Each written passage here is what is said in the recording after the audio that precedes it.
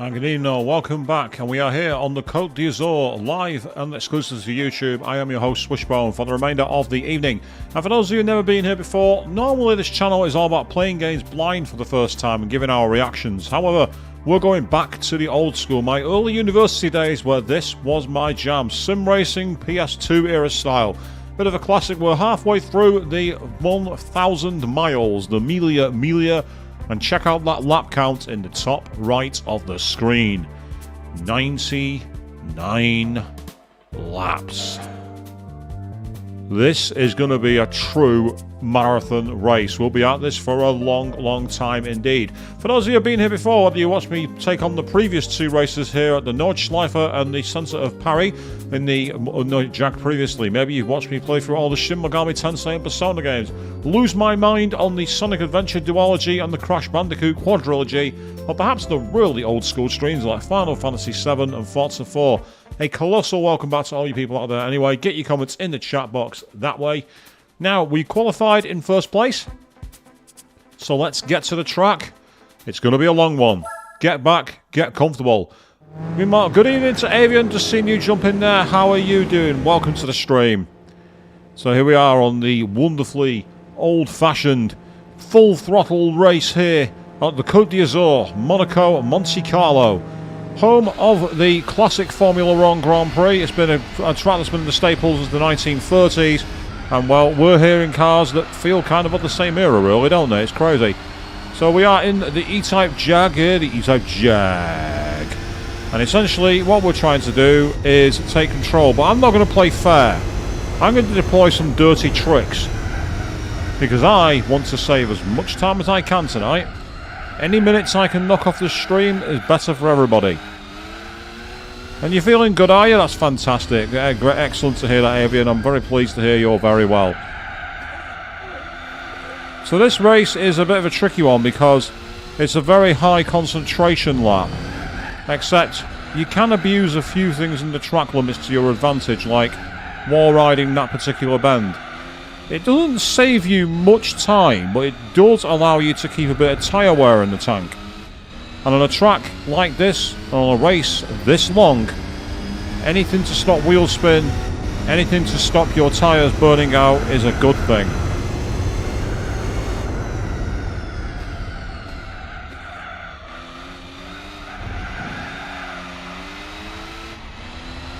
And this track, of course, is not licensed by the FIA, so we don't have their official Monaco branding.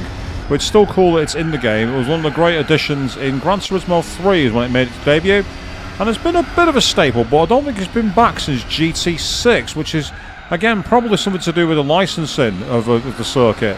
I know that Monaco like to do their own licensing. They got in trouble in the F1 last season when they had their own sponsor, which was the watch company Tag Heuer. And considering F1 are sponsored by Rolex, their sponsors were not happy to see their rivals getting prominent displays all around the circuit. You gotta love advertising politics, don't you, people? It's crazy. But how have you all been? What have you all been up to? What are your plans for the weekend and the usual guff? Get them in the chat box. I'll do what I can to interact with you all in between pit stops because we're going to be at this for quite a long time.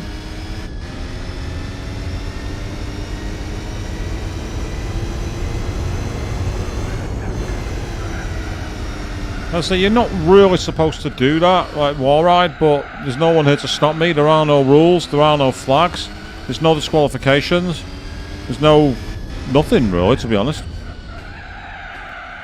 Interestingly, I may not actually be done with GT4 after I finish this playthrough because I've heard there's a mod that you can get for PCSX2 that randomises the prize cars. I might be tempted to do that as a crazy stream just to see what happens. Like racing in the lower level races to see if we get some really high quality cars, or do the really long series and get absolute junkers. That could be good for a laugh, as sort of a driving hell stream.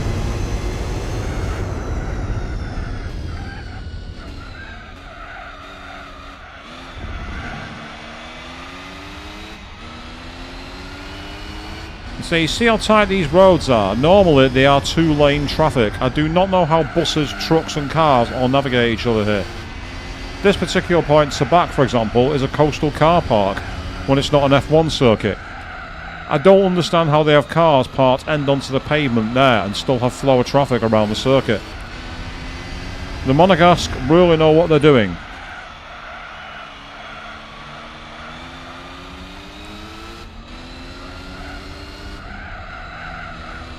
Got my line a little wrong then. I tried to thread the needle a bit too tight.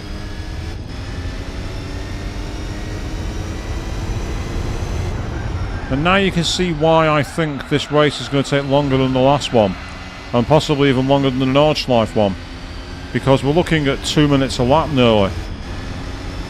And despite the circuit only being 2 miles long, because of the amount of bends and hills and everything else, it actually takes a lot longer to lap than you think.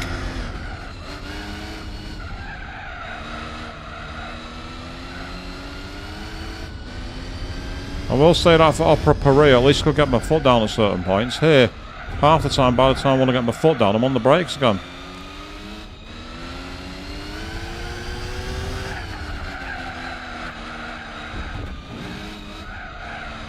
Which is why I'm using the wall riding there, to try and minimise wheel spin, maximise speed.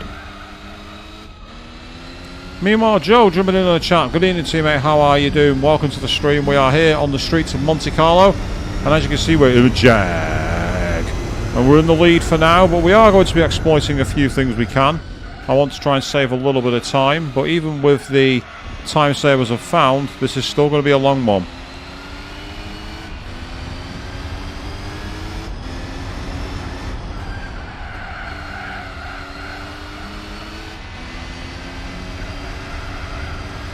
I'm glad that you're doing good, Joe. I'm absolutely fine. Just been working, keeping myself busy, and needless to say, getting a little bit of practice in driving this Cameo. Also, good evening to you, Queen. How are you doing? Welcome to the stream. You say you're here for half an hour or so. You've got half an hour break and you choose to watch me drive around the Côte d'Azur. You are awesome. Thank you very much for attending. How are you doing today? Ah, nice, Joe. You got your HDMI adapter for the PS2, is it? You'll have to tell me how that goes. I've not actually tried one myself, but I've heard decent things if you can get them set up properly. I understand you need to be using component mode when you plug it in. YPBR, I believe it's called. Get it in there and you can tell me how it goes. Maybe at some point I'll invest in a FrameMeister or a OSSC and try and show you some native capture. For those who, if you go to my Twitch channel, I do actually have a stream of Resident Evil Code Veronica X that I did on Twitch years ago using a native PS2. It looks really interesting to tell compared to what I've done here.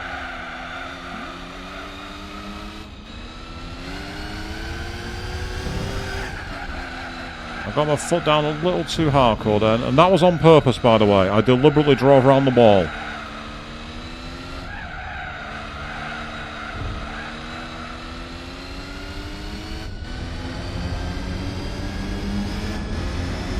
Ah, so the image quality is a lot better, is it? That's fantastic to hear, Joe.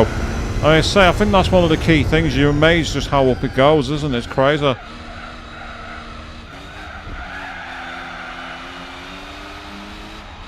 Avian, bad timing. That always happens to me, that. You think you have a nice, smooth end to your shift, and then someone goes, allow me to introduce myself, and drops a lot of work in your lap. I've been there many times. It's never fun.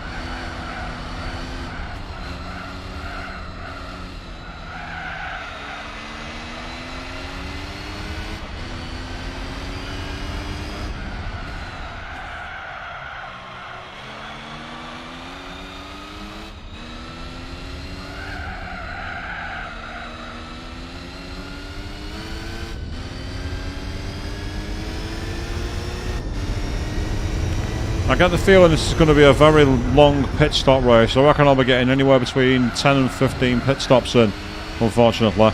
This is going to be a race that's very heavy in the pits. Still, I'll take a tow at Beau Rivage. That's always awesome.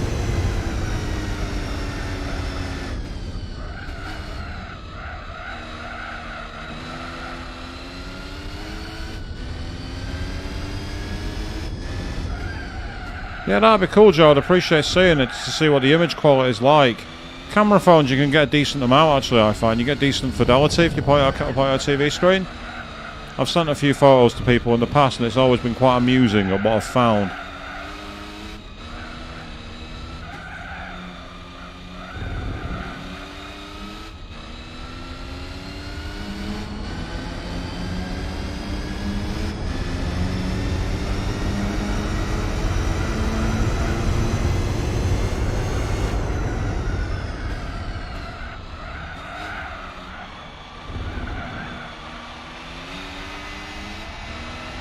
You say the difference is crazy, Joe. How were you hooking it up before? Were you using the composite cables, like the yellow, red, white ones, or were you using a SCART cable?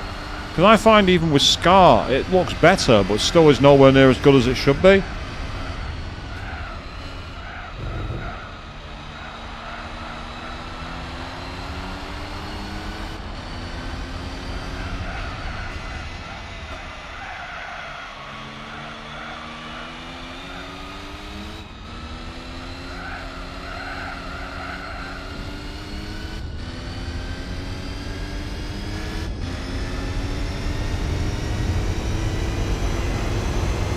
So I do apologise for not getting to all your messages right away. This circuit is a bit relentless. The corners kind of just keep coming at you.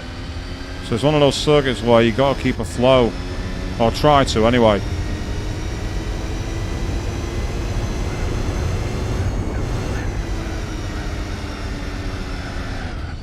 Yeah, you were using composite cable then. Not composite. Yeah, composite.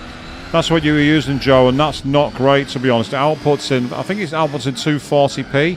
Maybe 360p, so it's not that great, to be honest. Whereas if you have an actual component cable, you get 480 at minimum, sometimes as high as 1080i.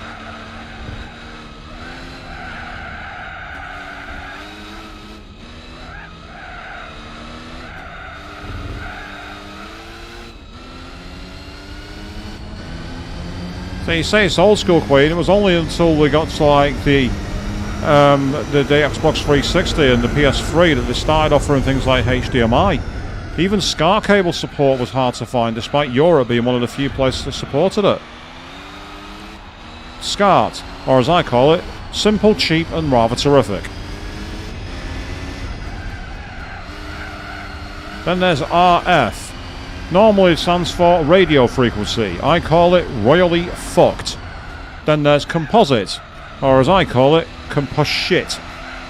S-video, which is standard video in my language. SCART, simple, cheap and rather terrific. VGA, virtually gorgeous always. And then HDMI, hot damn massive improvement. Yes, I am that guy. Oh, you found out recently when your computer has 2 HDMI cables, so you've been struggling for ages for no reason. Whereas I have 3 display ports and 1 HDMI port on my computer. Luckily I got a nice display port cable, so I don't have to worry about it. Makes things a lot easier.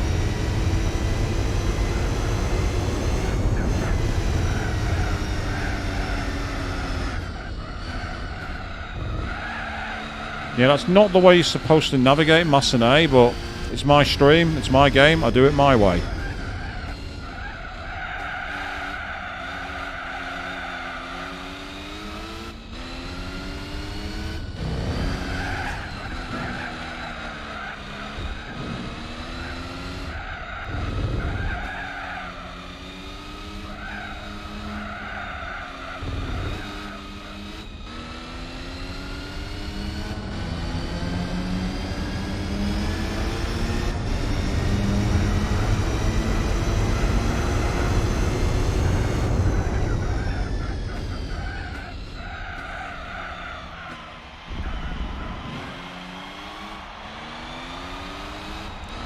Yeah, that is very unusual, Queen. So most modern desktops now come with 1 HDMI and 3 display ports, like mine did.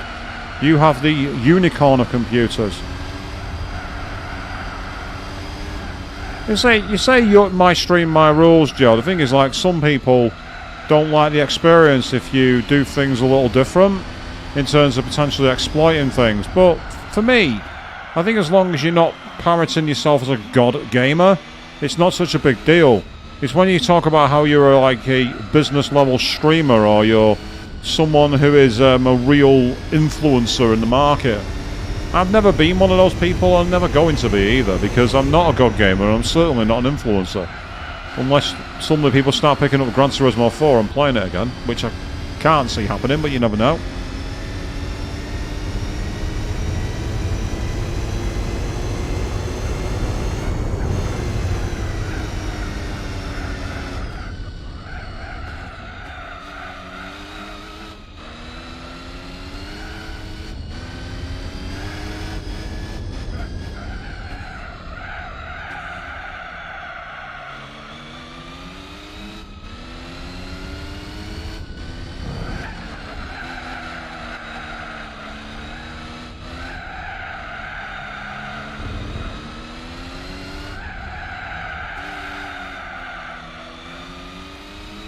If I can make these tyres stretch out to lap 10, then we're going to be on a decent approach. Next couple of laps are going to tell us more about it.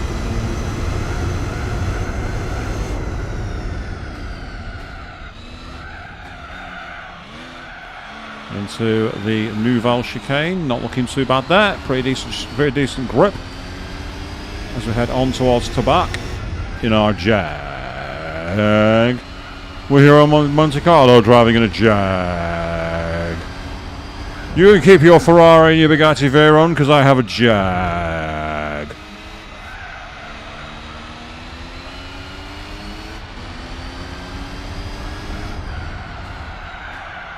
Oh, you have yourself an Audi V12, do you? Well, that's okay because I've got a Jag. Oh, the Aston Martin Vulcan. Well, that's kind of cute, but it's not a Jag. Yeah, there's something caddish about coming to Monte Carlo in a Jag E-Type. It's proper. Even here, I'm being a flash bastard who's showing off. It's probably one of the only places where you get called a show-off driving an E-Type Jaguar.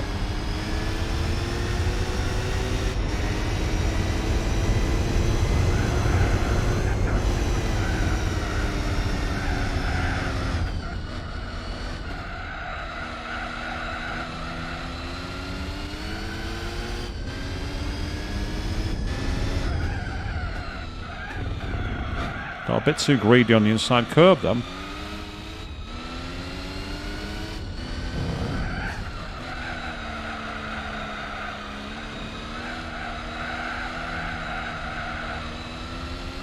You can definitely see the difference that wall riding the Grand Fairmont Hotel hairpin does. Yeah, you're quite right, Queen. The tyres don't look great, but unfortunately that's the problem with sports tyres. Sports tyres and heavy rear-wheel drive, they are going to just wear out. That's the problem. But the problem is I can't do much about it because I can't equip racing tyres. If I could equip racing super hards, it'd be a whole different story. But I'm not allowed to do that as per the regulations for the race.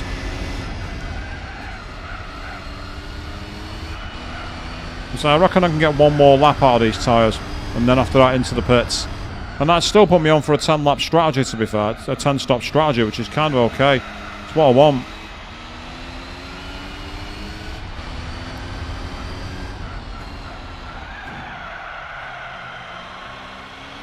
Because with the pace I've got against the rest of the field, I'm not under any real threat at the moment.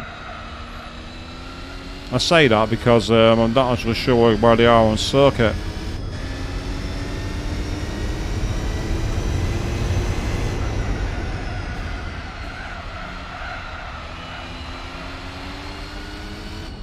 See, that was a very smooth corner despite the tyres.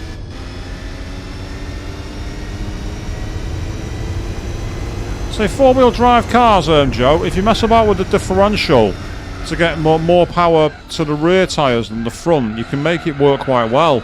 If you have, say, like a split of 60-40 on the power, a four-wheel drive car can actually be really, really useful in the endurance races.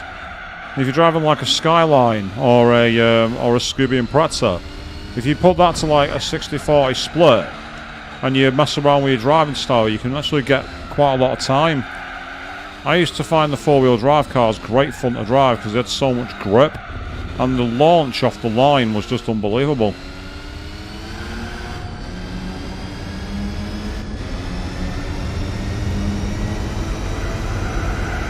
Yeah, it's definitely time to pit. I just drifted through the tunnel. Luckily, it wasn't in a way that was dangerous, but I could have easily drifted too far wide then. And I think that might be the lead car behind me, the Corvette, and if that's the case, then I'm well on course to win the race by a long way. Because I'm already a good minute and a half ahead before I even got into the pits.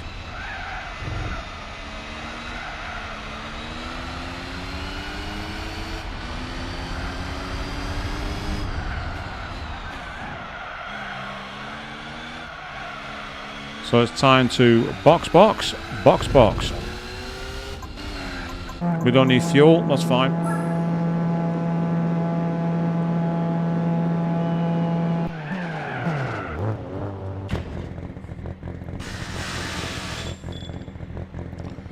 Oh, I just got some fuel in myself. I got some energy juice inside me. Yeah, the fuel looks okay. I don't think I'm going to need to stop for fuel until about that, maybe 30, maybe 40.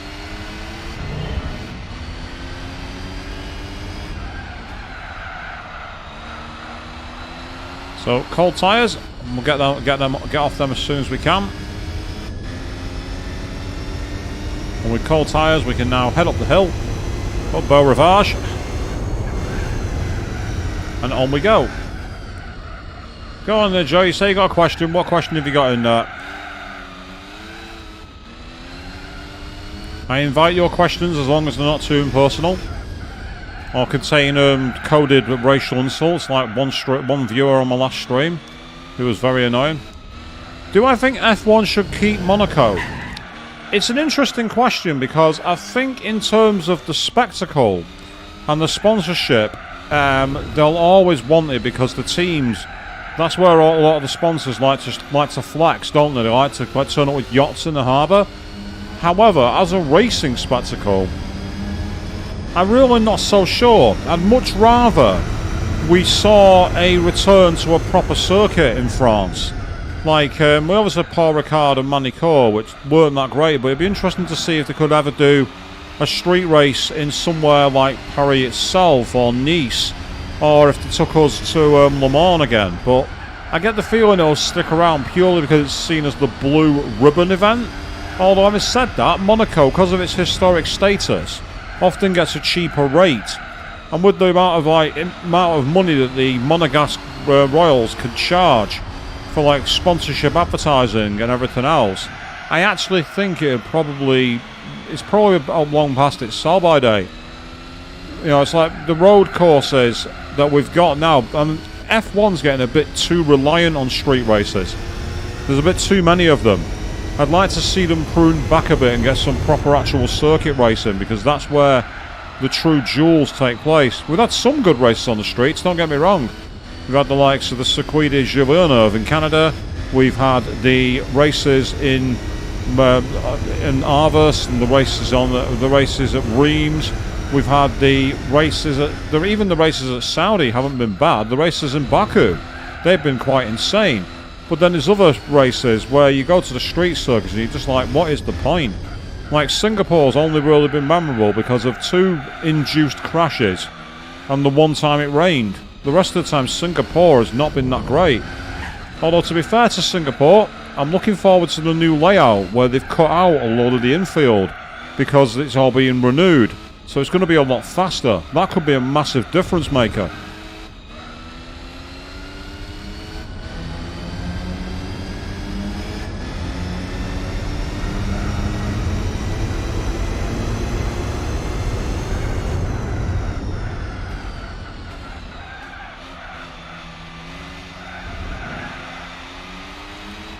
Because I know that even in the 90s, people like Eddie Jordan and Jean Todt found it far too much of a distraction going to Monaco because they weren't able to focus on the racing. They were hosting countless meetings with sponsors and fellow drivers and council members, and he's like, I find it really tedious. I just want to focus on the racing, thank you very much. Yeah, it's been a quiet rubber, that one, Joe. It's not really been reported on much, but I remember seeing it and thinking, that looks fascinating. Because it's like a straightaway that's going to be as long as, if not longer, than the one at Baku. And if that's the case, that could be absolutely mental. When you throw in with the likes of the Anderson hairpin, the Anderson bridge, and then you get that on the other side, in terms of having a compromised setup, it could be the first time in a long time that teams will be able to experiment with different setups, and we could see some fascinating racing as a result, providing Red Bull don't disappear over the hills and far away on the first lap.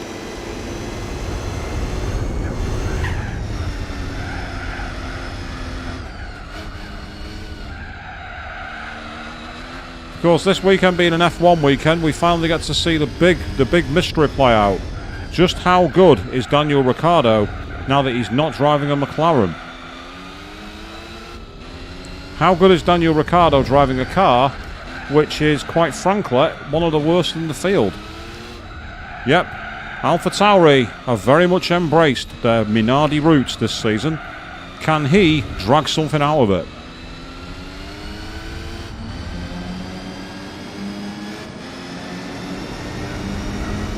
I'm overtaking 2 cars in the tunnel at Monaco. You don't see that every day. You also don't see one crash into the tunnel and get away with it, but that's not the point. I still overtook 2 cars in the tunnel at Monaco. Oh yes.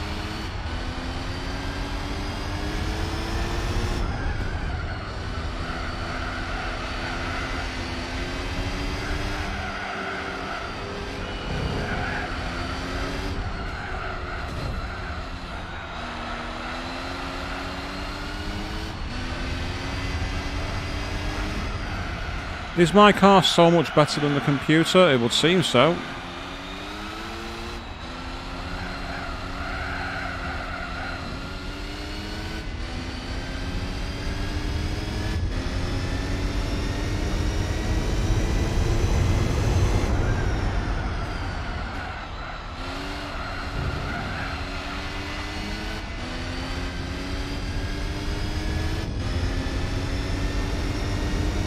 So we've already got a lap on the field, people, after only 10 laps. Or after 13 laps even, sorry. Shows how much attention I'm paying.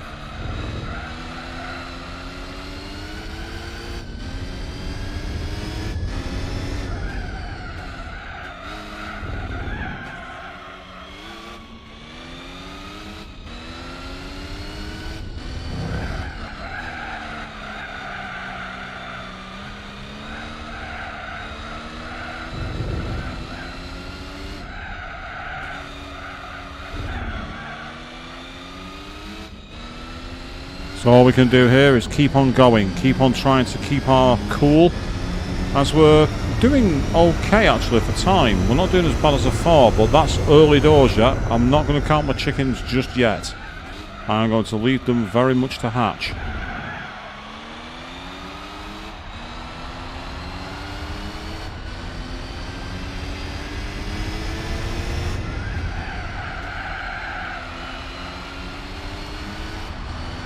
This is I'm amazed that this kind of series has not come back in the modern games.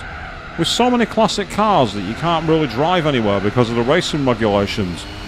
Bring back the 1,000 miles. I think people would love it. In fact, speaking of bringing back races, I was messing around earlier online and ended up, for whatever reason, on GT Planet. And apparently, in the past week, they had a race in GT7 Sports mode, which was a 12-lap race.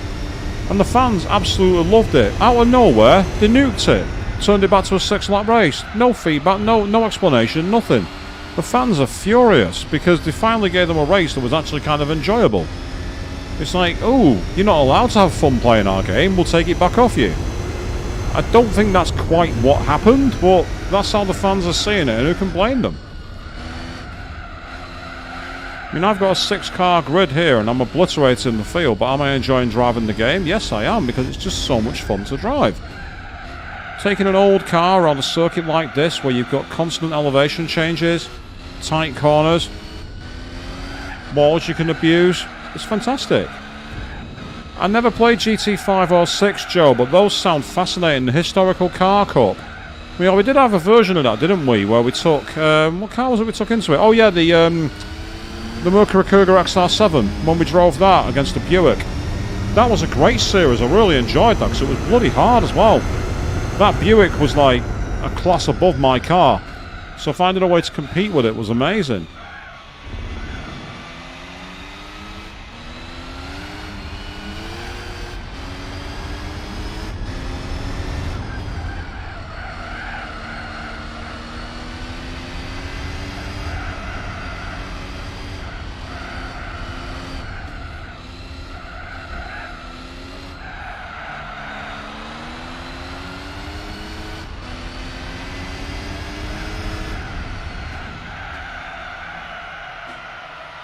I went a bit wide then. Got away with it, but I went a bit too wide. Yep, thread the needle into Anthony Noakes, and then onto the straight.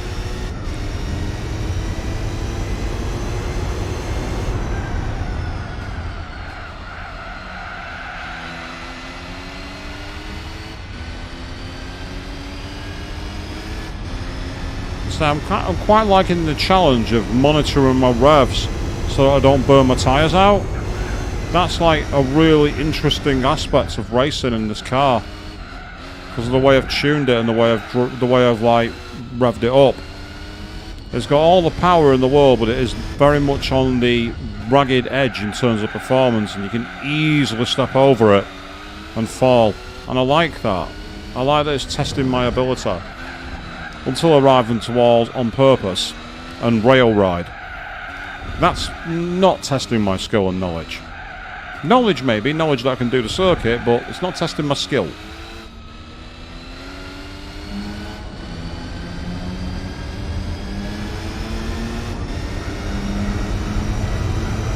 Definitely feeling the grip starting to fail here because the tyres are revving up more at the lower speeds of the torque range. So I'm having to be even more gentle on the throttle. I've got a big thing saying full throttle in front of me and I'm having to ignore it, because it's not wise to go full throttle in this car. I'll just spin the tyres. So I mean,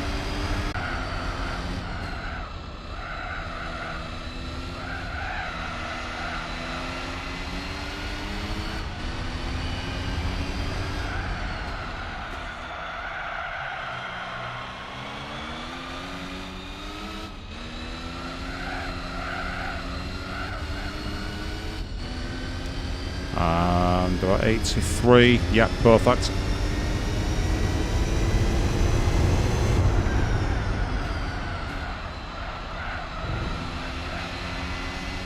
A little bit of lift and coast halfway through the corner then to get the traction down better.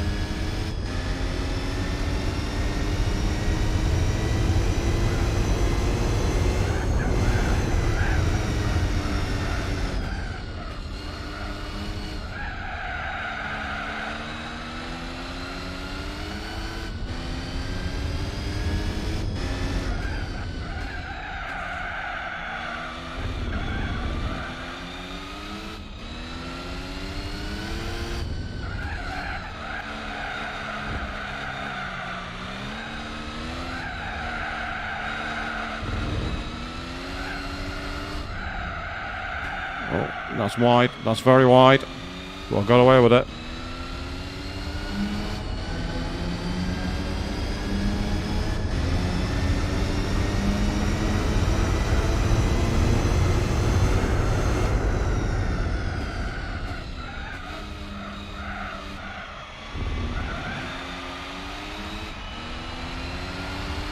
So going back to your question about whether Monaco should stay on the F1 calendar, Joe. It'd be great if they had a classic series like this racing it. I reckon that'd be a lot of fun, but for modern F1 with the aerodynamics and everything else, I just don't think it cuts it anymore. It's a shame.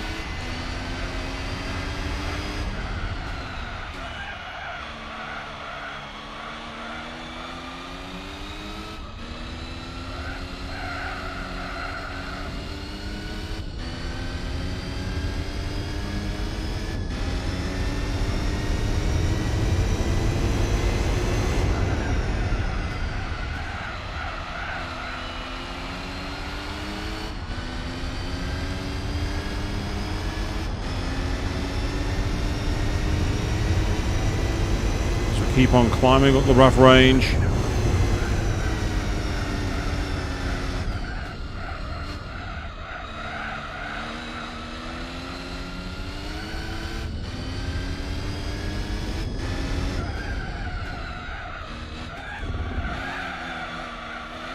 Yeah, that's very true actually, Joe. Yeah, the cars are too wide for the circuit, so you can see them like taking very tight lines. And it just means that everyone gets stuck behind each other. I mean, look at the in 2001 when Enrique Benaldi, driving in the Arrows, held up David Coulthard in the McLaren for something silly like 47 laps. And Enrique Benaldi was ahead of him on pace. He had every right in the world to drive the way he did. He had all the right in the world to do it, but the fact of the matter is that it happened because he was held up. He couldn't get by him.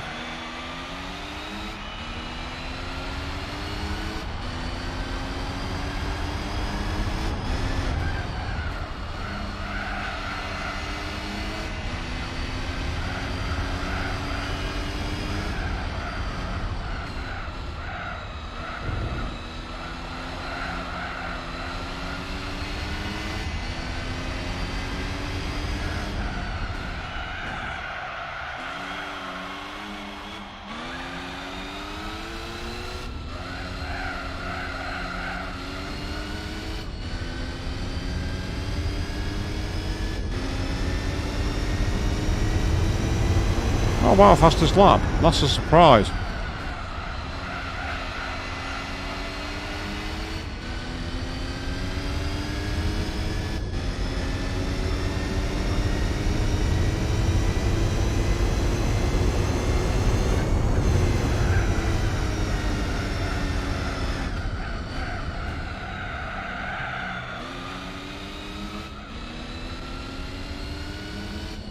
One more lap after this, and then we will be going back to the pits for the second time.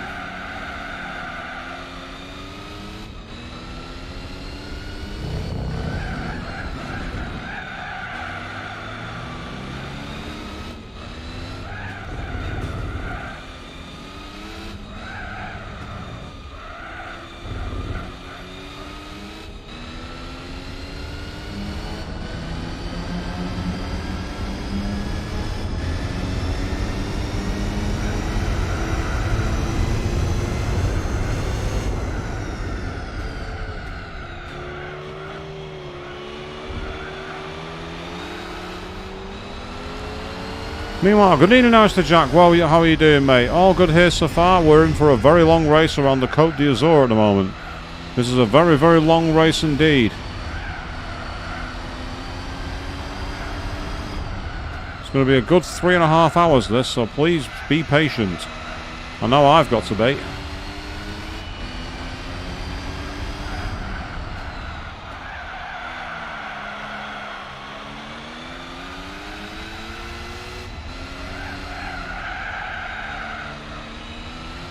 Final lap for this set of tyres, and then after that I'll put them in. I'll change them.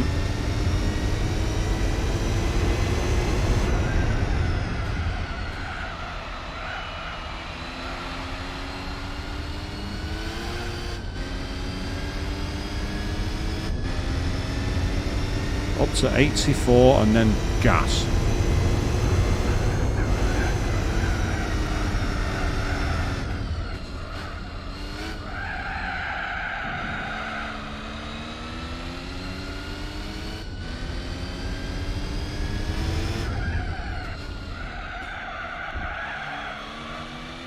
Oh, that's awesome, Irish. You can play Spyro 3 and Lord of Nostalgia's been coming back to you, has it? Best feeling in the world when you get to experience those kind of feelings again for the first time in a while. It's a lot of fun, isn't it?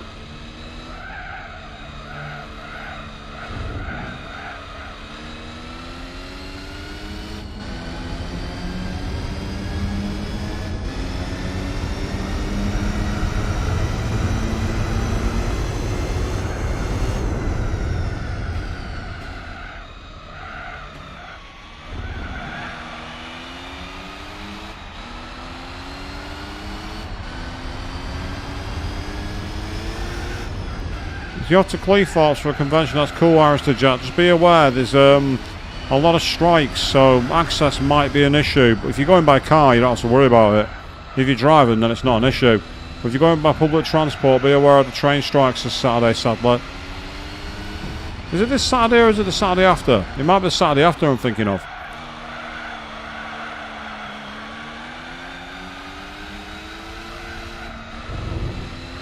I nearly missed the pit garage then. I nearly missed the pit lane.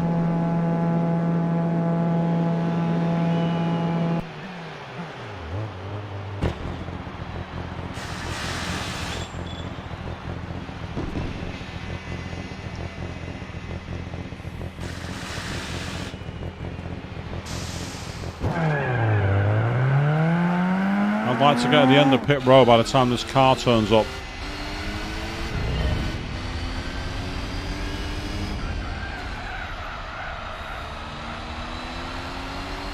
Excellent, I got off pit row before that car could obstruct me, which is great news.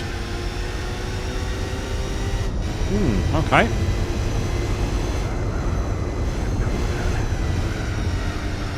Evidently on cold tyres, these tyres don't like to grip very much. What a surprise, I should have realised that.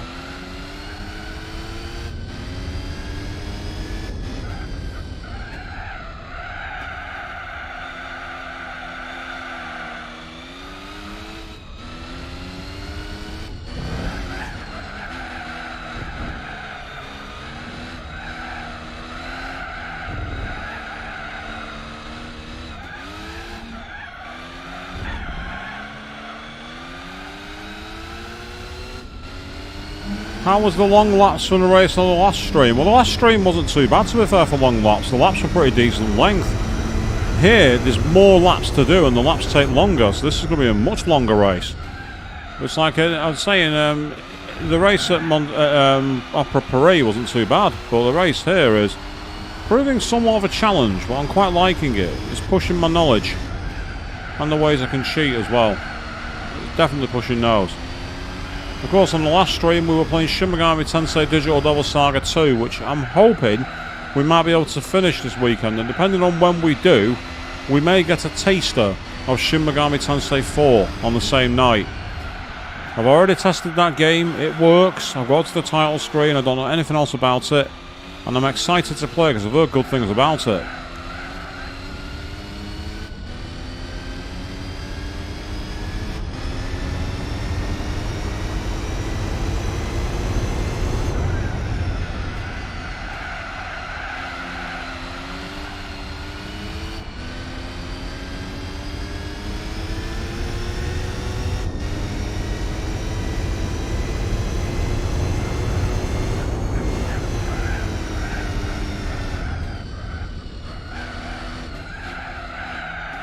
Because I was meant to be doing this game on the last stream, but due to the fact that I'd be doing it a night before I went to the office and I was going to be on until way later than usual, I had to knock it on the head.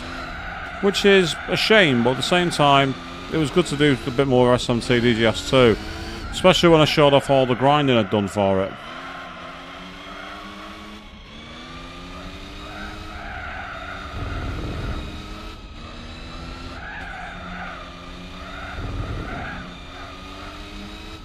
What I've heard of SMT4 does sound really interesting now, Mr. Jack, so I'm looking forward to checking it out. I say I don't know much else about it, but I'm certainly looking forward to it.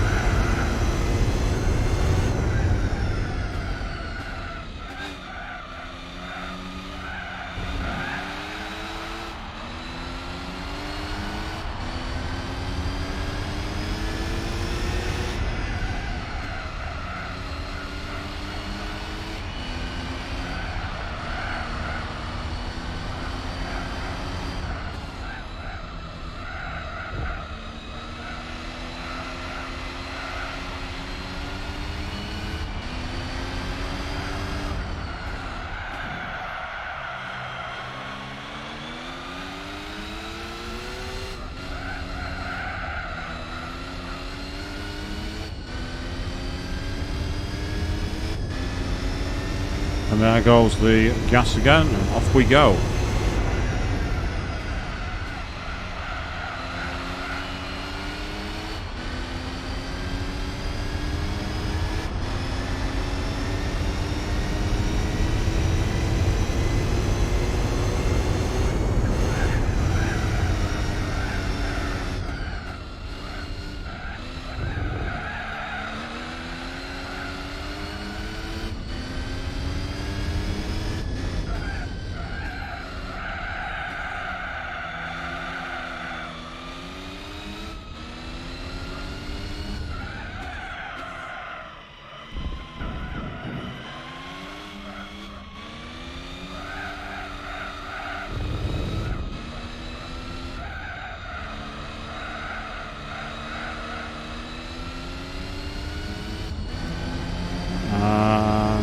Go.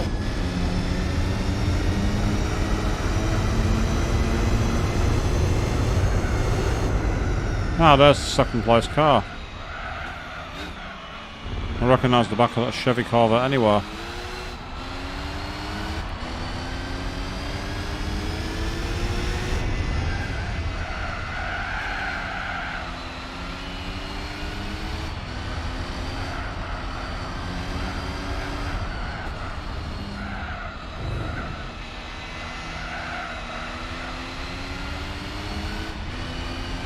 So we're just going to get involved, people, and take it easy as best we can. And so I do apologise if you put a message on there and don't get to it straight away. It's just that I'm in the zone, racing as best I can. At some point I'm probably going to take a break to take a look at the rest of the chat and then keep things going. So do keep your messages coming in, I will get round to them.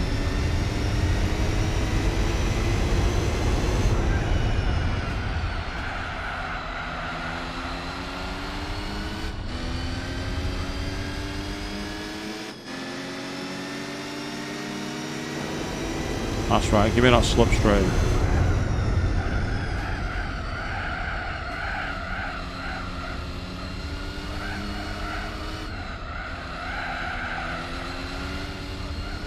Just to see how much difference there is, if there's any, in the lap time when you don't use the walls.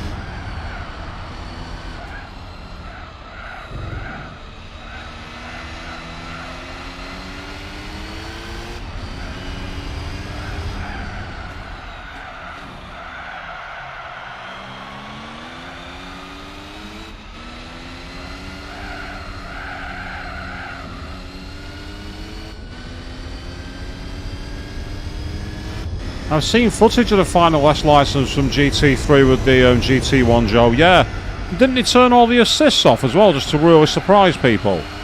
It's like you get into the car, they give you access to Le Mans car, and then go, by the way, drive around Monaco. Oh, surprise, you've got no assists.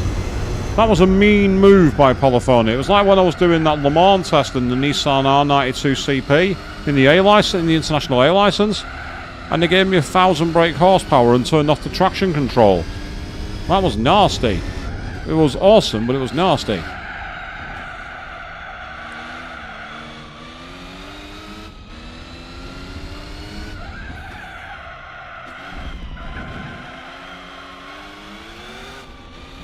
I do have to say, in the Gran Turismo 7, the final S license in the Porsche 917 at Spa on a wet and dry track, that's one of the few highlights of that game.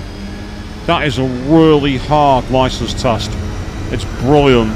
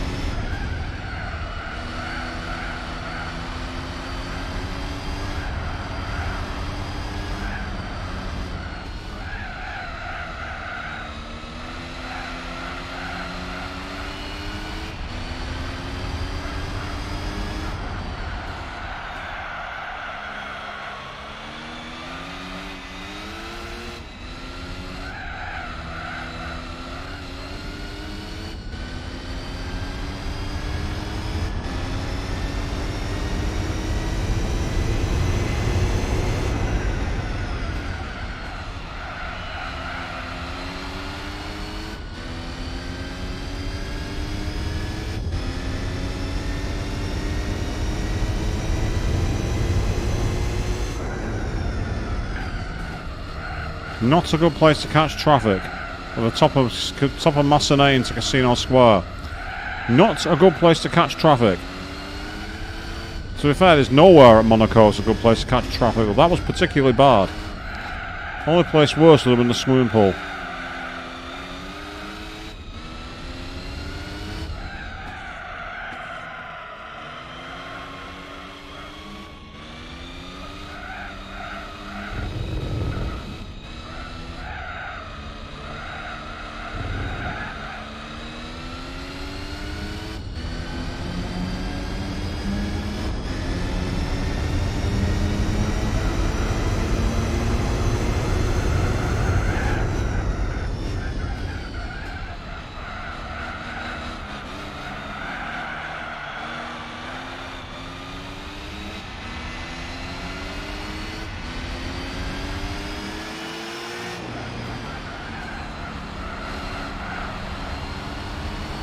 See, that's why it was important I got past him there. I did not want to go through traffic through the swimming pool section. And if you're wondering why that section's called the swimming pool, normally on the right where the crane is, there is a massive public swimming bath, believe it or not. They turn it into a grandstand for the race.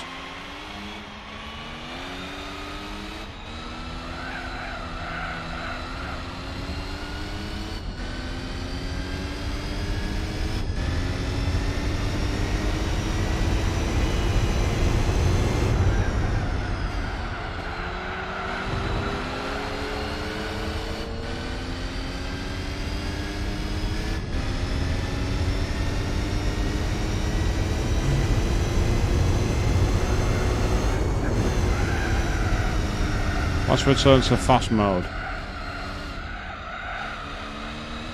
I think it might be, although it might actually be Red Bull's own hospitality things. He's not the only one who's done it.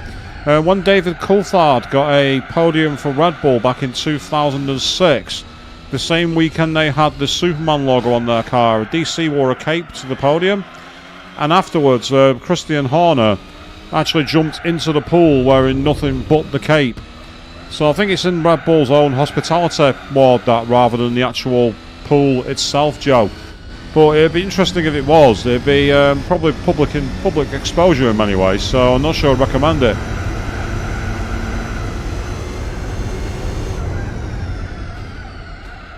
Yes, I do know far too much about F1. It's one of, aside from Final Fantasy VII, there's not much that I'm an absolute anorak for, but F1 is one of them.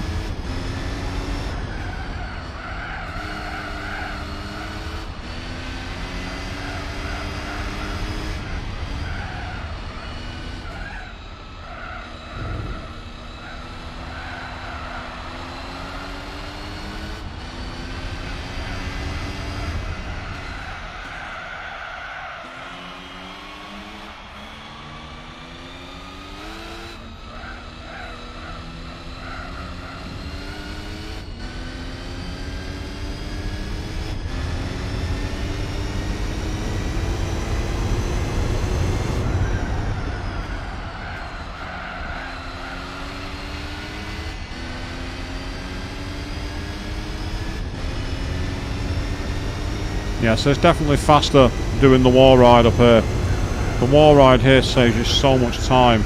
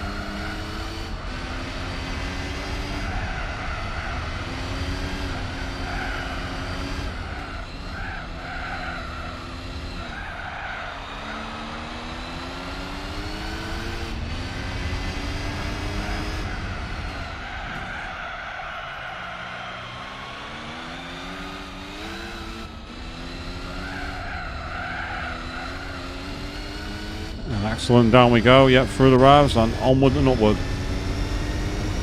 Not far off another pit stop here, people, we'll see.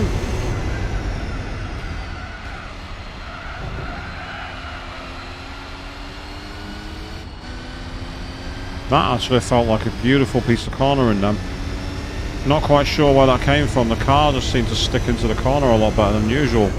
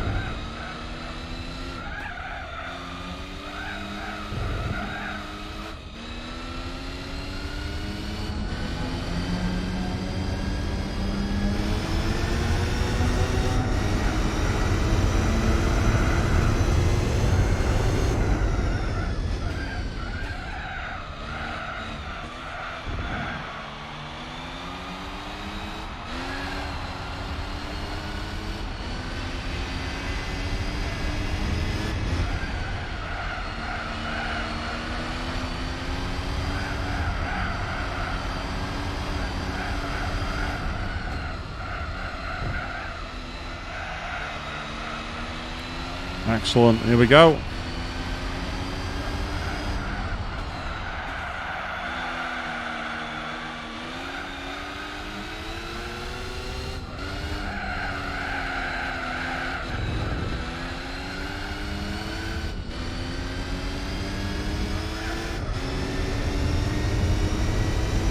And then we will pit on this lap.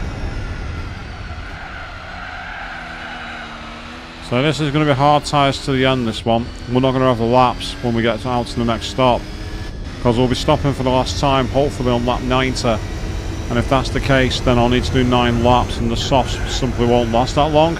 I don't even think the mediums will, so I'm not going to take any risks. It'll be a very slow march towards the end. And another race of this series in the can. So before we go up to the finale of Le Mans, which I'm really looking forward to. Le Mans should be a really nice experience. 35 laps in these cars around Le Mans, be brilliant. Be pretty damn fast as well.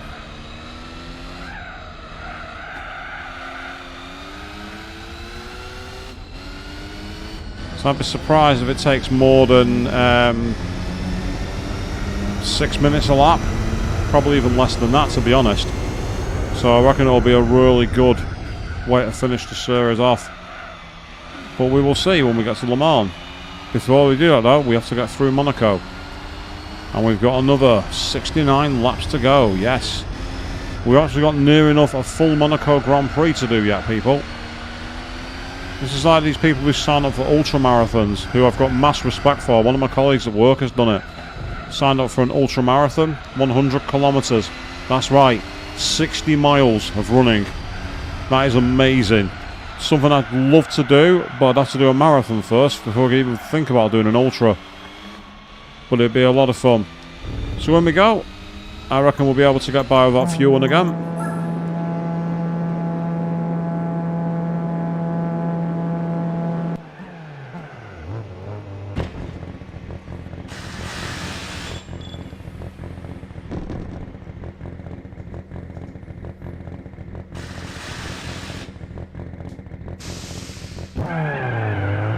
Yep, check it out. We're just coming up to an hour in racing.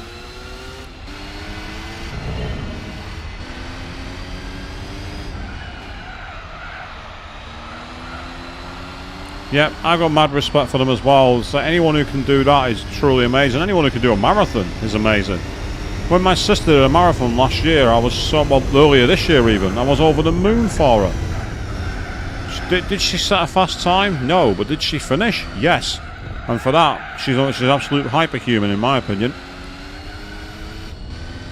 I haven't done a marathon yet, so she's better than me. Do I want to do a marathon? Yes. Am I planning to do one? Yes. Do I need to do a lot more training? Yes. So that's why some of my streams will be a little slowed down, and why I'm going to the 3 days a week streaming schedule. The reason I'm doing it is I want to start doing a lot more running. I've already done 2 long distance runs this week. I've done 13 kilometers each time, and I'm hoping to do another one tomorrow, similar kind of distance, because I want to get to the point where I can get strong enough to do a half or a full marathon. So having 4 days where I can plan my training around and rest days around my streams is part of the reason why. It also helps that I've got a lot of stuff coming up, like my birthdays and trips and all that kind of stuff.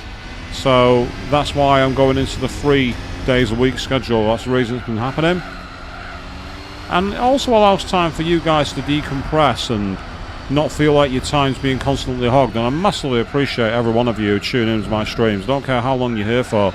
Whether you're here for however long I'm here, whether you're here for only a few minutes, all you people matter to me, so thank you very much. And as I say, it's nice to feel that you can, just know where you are. Having set days for a while will be helpful, be good rigid for me. It also means that I can plan my schedules around, plan my games more, and as I say, get my training back.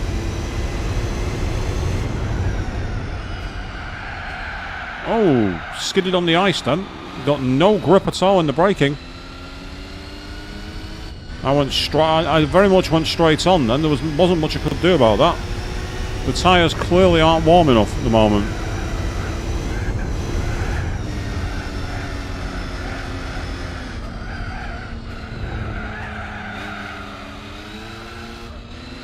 Not an ideal place to encounter traffic, but if I'm careful I might be able to do them on the inside of Mirabeau. And that's was going well, but I might now have the up to the Fairmont Hotel hairpin, and that should be enough for me to see him off. It's important, and it's one of the most critical circuits in the world, Monte Carlo. If you want to try and avoid traffic, you need to dispatch it as soon as you can. You must be ruthless. You need to be like Ayrton Senna was. You need to see that traffic and get them out of the way. You need to do everything you can to dispatch them. Do not get bottleneck behind them, whatever you do. And again, sometimes they might have better traction, like there, because they don't have the high revs. They're able to actually start catching up to me. Whatever you want, Joe. Yeah, you say whatever you think shows it off. Whether you want to show GT4 off or any other game, doesn't matter to me, dude. And say if you want to send any photos of your upscale performance, I'd love to see it no matter what you're playing. It's awesome.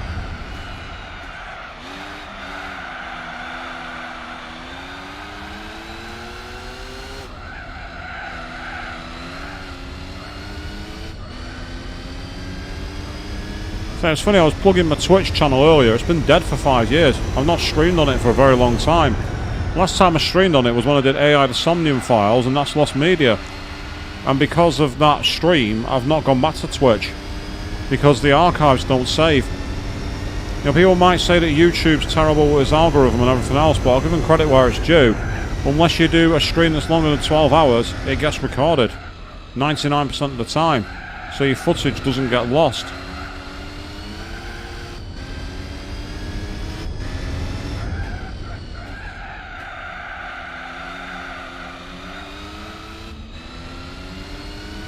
So it allows people like myself, Queen3210, and many of the other smaller streamers and content creators a platform and a voice.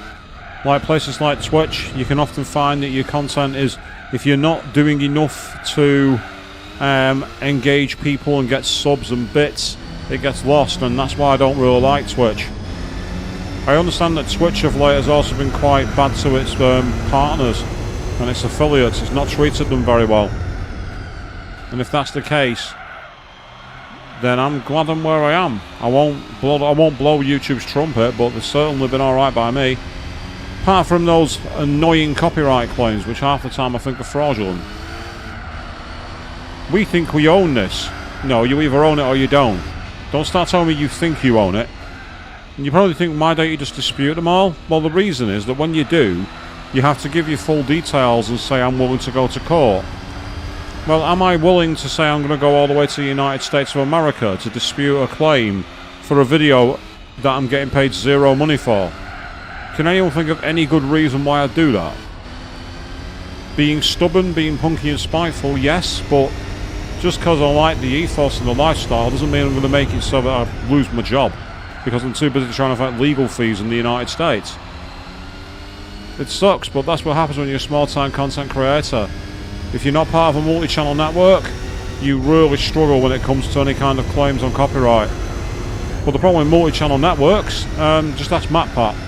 I think he still owed an absolute ton of money by one that went belly up.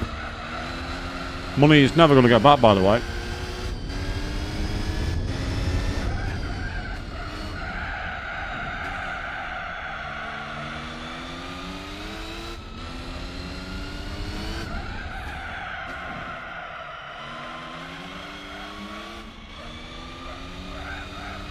Yes, a brief sojourn down Rant the Road there, people. Let's get back on topic.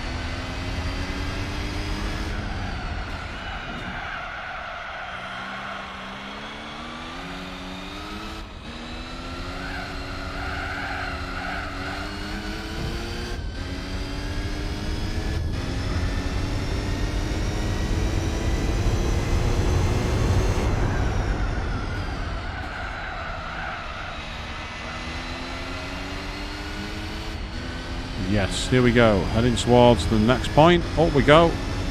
Flying up the hill. Doing everything possible to take the victory. We've got a long way to go, people. We're not even at half distance yet.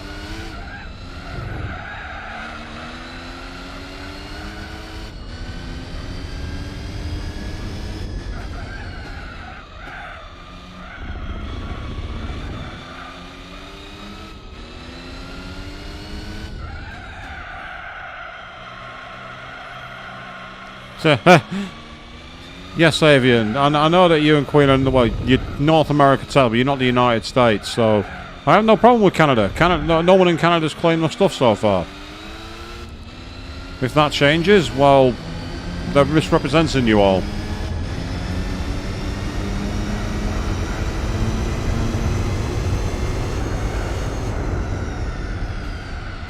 And that's right, yeah, we're over 33% done. We're getting there slowly but surely. In our Jag. Invading the Japanese, American, European style race in a Jag. So the best of British is here in an E-Type Jag.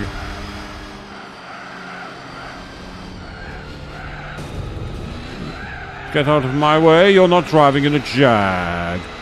I own the road because I'm British and foreign and I'm driving a Jag. Get back in the loser lane where you belong, because I'm in a Jag.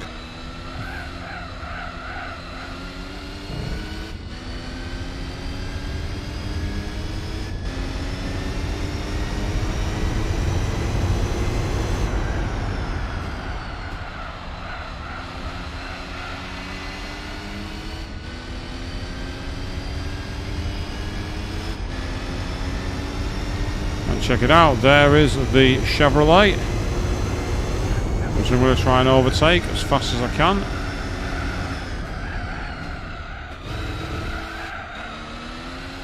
And just like that, I'm ahead of him again, which is going to annoy him.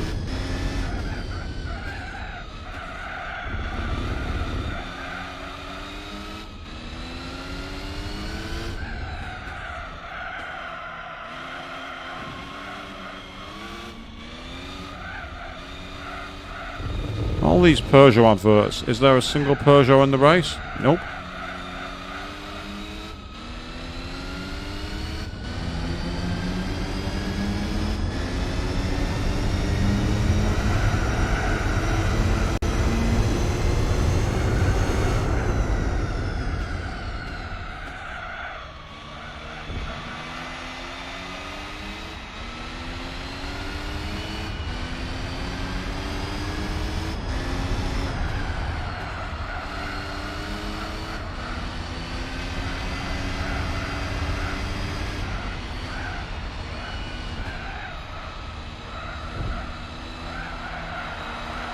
So I'm concentrating so hard, it's crazy. But I am going to need to refuel at the next stop, unfortunately. I didn't want to, but I'm going to have to put some fuel in the car, I think. So we got quite a long way around before we needed to fuel, so I'm quite impressed.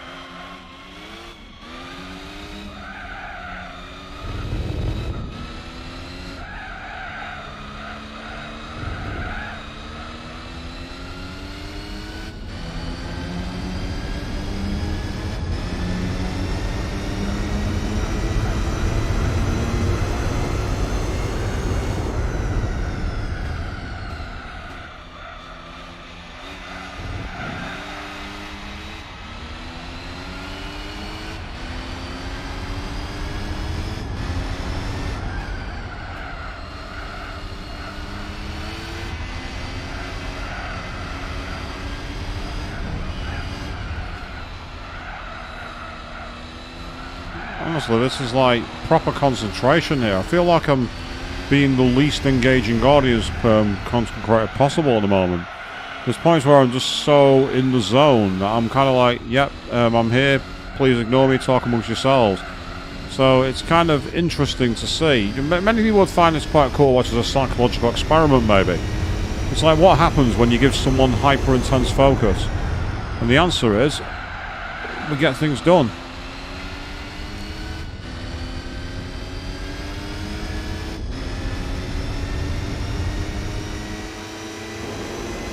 That was a risky overtake then, but I decided to gamble for it. I thought, can I get into the gap before it disappears?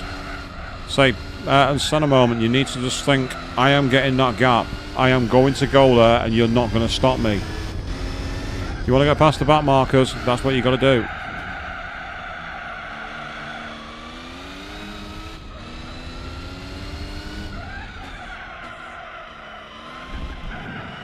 Oh, I didn't want to touch that curb then. Mounting the curb slowed me right down. It's okay to be aware of that, because at least it means that I've got something to aim for. As in, like, you know, the line right on the edge of it without touching it.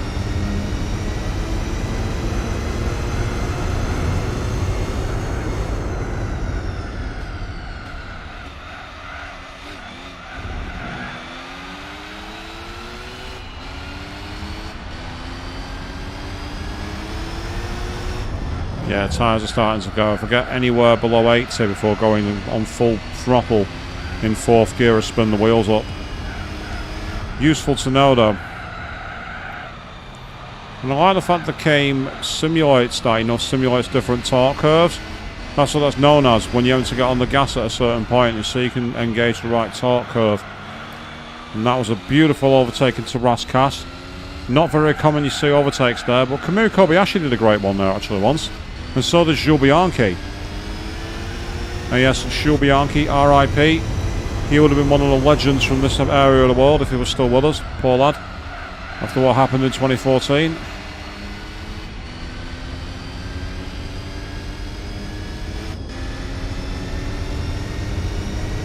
I'll be able to get some fuel in the car in a minute as well, so that'll be useful.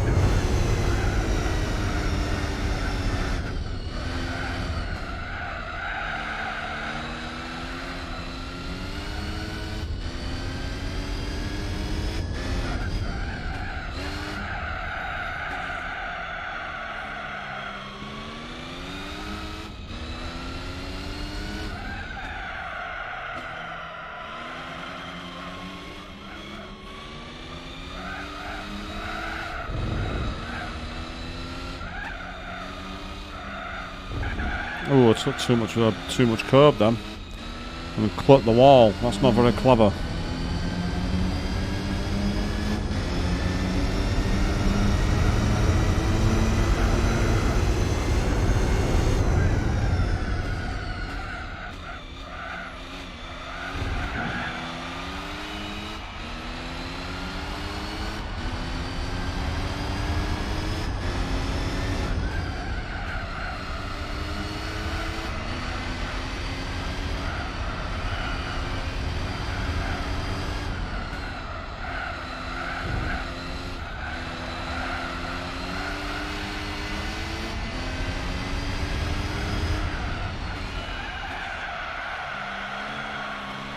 Yeah, just think, people, if this was the 24-hour Le Mans charity stream, we'd have nearly 23 hours to go.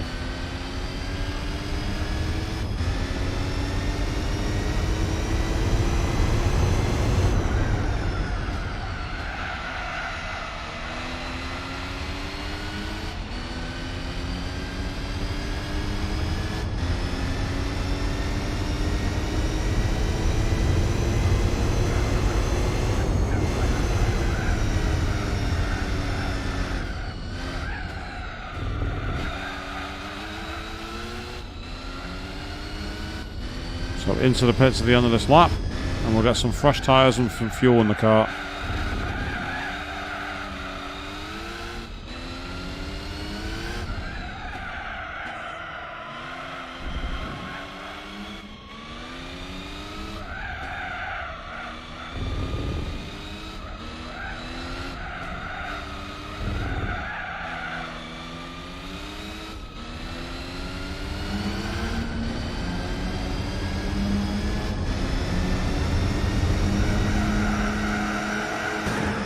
Oh, bugger. My fault, I lost grip on the car. That was me, not them.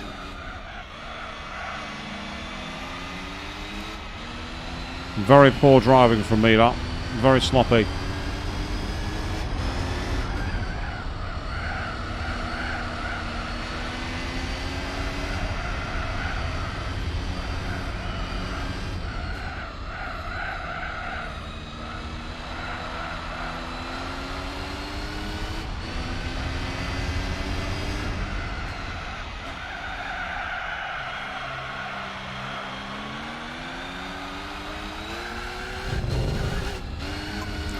Can burn those tyres as much as I like, so I'm changing them.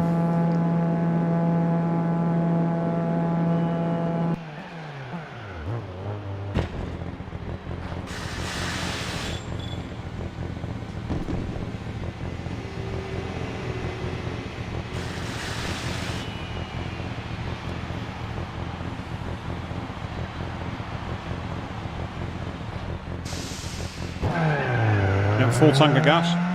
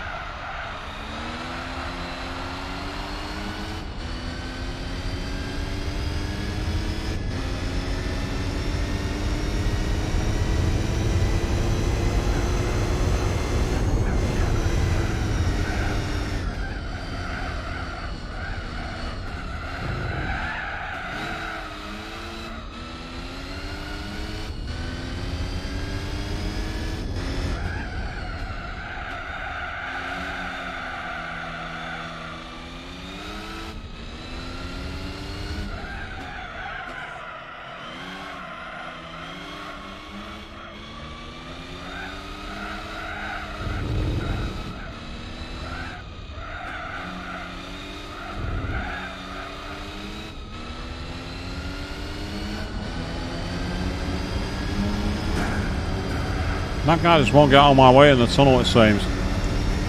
He's like, I am on this racing line, I will not move.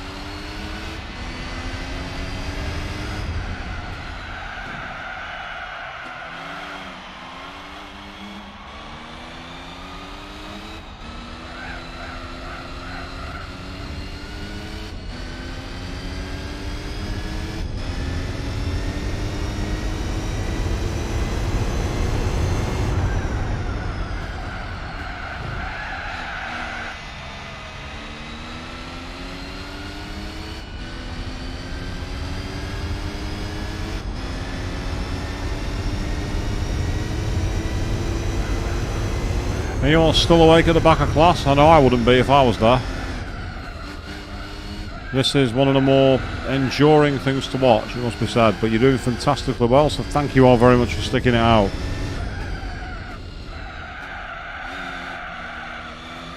So it was your choice when I said, do we do it? You all said yes, and we managed to find a decent car that's been pretty powerful actually. I've really enjoyed driving this Jag. It's been a real good laugh.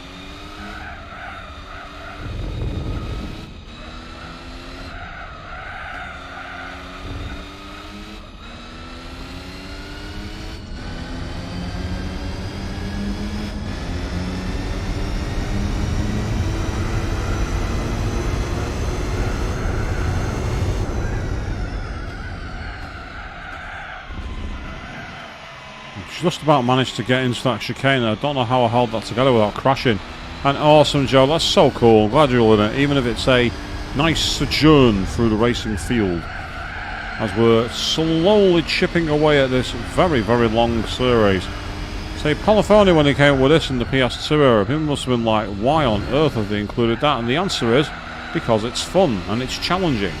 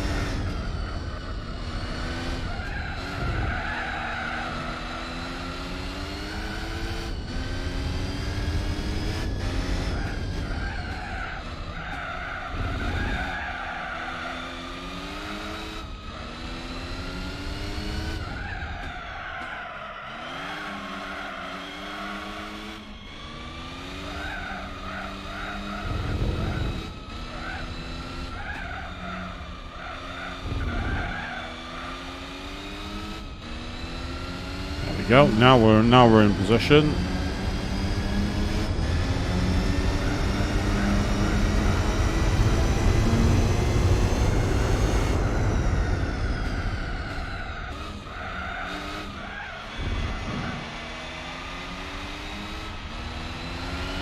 As we keep on fighting forward, doing what we can to close down this gap on this very, very long race.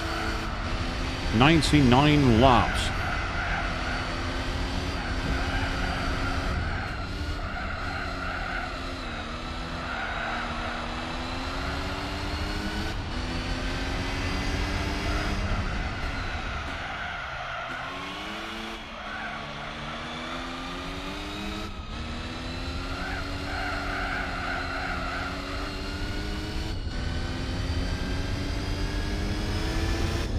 So if you like Classic Le Mans, by the way, there's a video on YouTube that's only like 5 minutes long called 1994 Le Mans Was Different, and it compiles some clips from the more bizarre moments of the race, and it shows how the sport has changed in the last 25 years or so. Because some of the stuff they said they wouldn't get away with now. And some of the things that happened as well, to be fair. The way they were managed was like, whoa, really?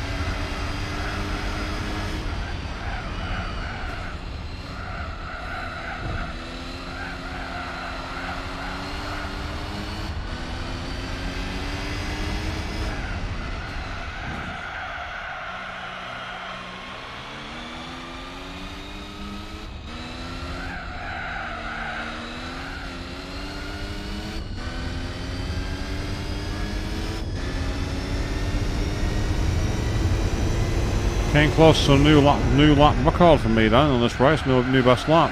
Came close but no cigar.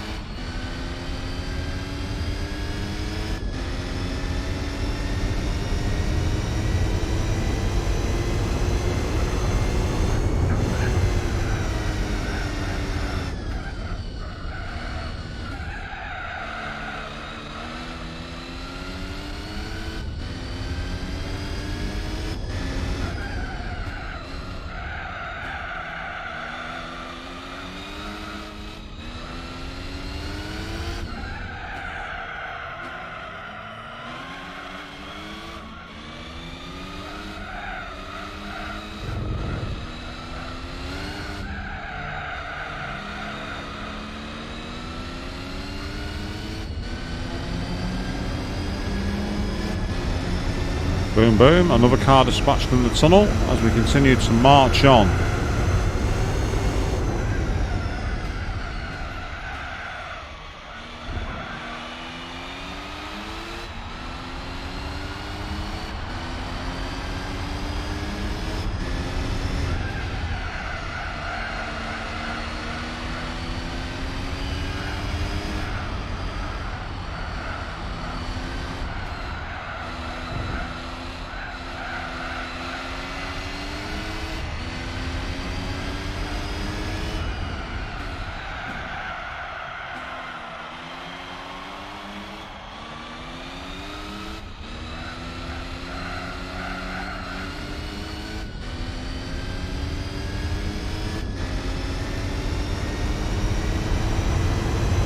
Boom, new fastest lap.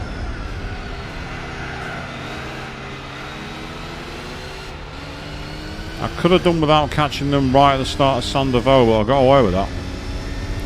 That was not a good place to catch traffic, but you know, you have to come down from setting the fastest lap to one of your slower ones. Especially when you crash like that, that's not going to help.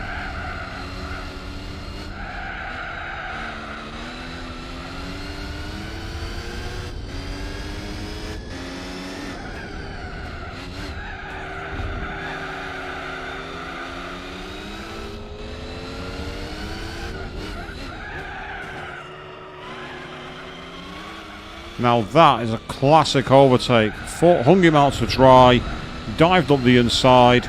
Beautiful move, if I do say so myself.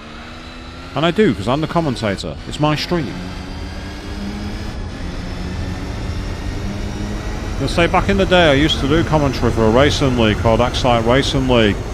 I would love to do it again actually, now that I've got a better setup and a better rig. I'd actually love to do that again. You know, actually do some commentary for like some esports racing. Let's say if you go on like, if you go and search on YouTube, you can find quite a lot of archive videos. It's like X site with an X, so it's rather than EX site, it's just X and then site. Racing League. And from about season, I think it's season 6 and season 7 were the ones that I did. We did 2 full seasons in certain classes. The F1 class races are what I did. A few of the GP2 and a few of the F4. If anyone's ever interested, let me know and I'll get you some links. If you want to just listen to me and another member of the community doing live commentary. We did actually want to do live commentary of a real life race. We streamed the Spa Grand Prix in I think it was 2013 or 2014 we did. But it was on Twitch, so the audio is gone. It's been lost to the ether of time.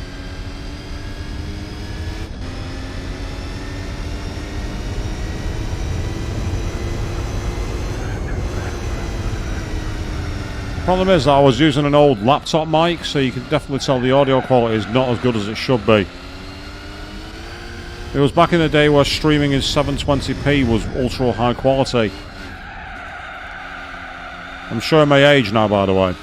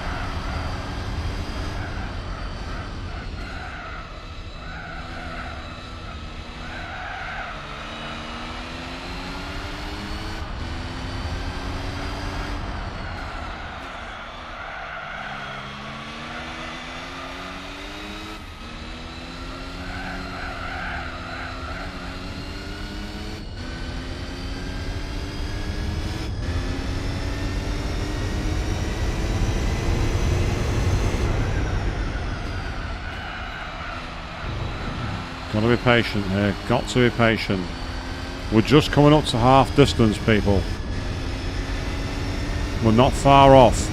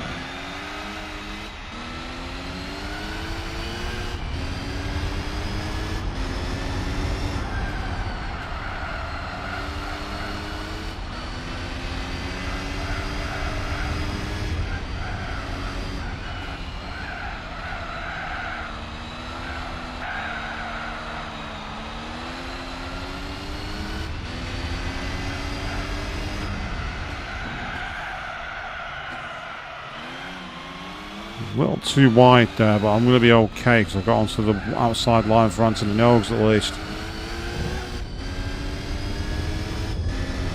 And there is second place again. He's only just crossed the line.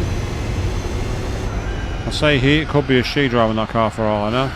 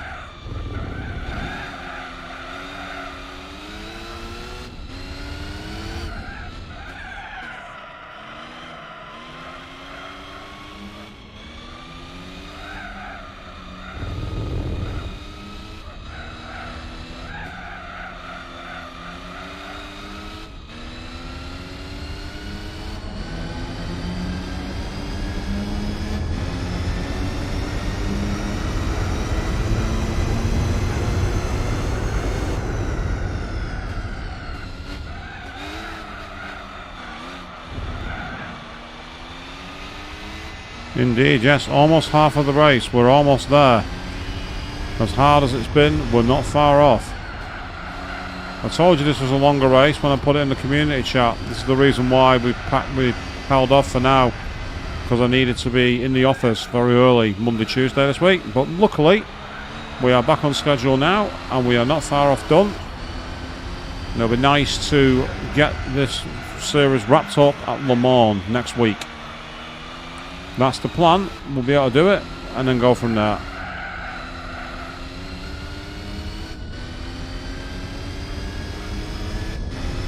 Say the Jag has been a very, very good car for this event. I've been surprised by how good it's been.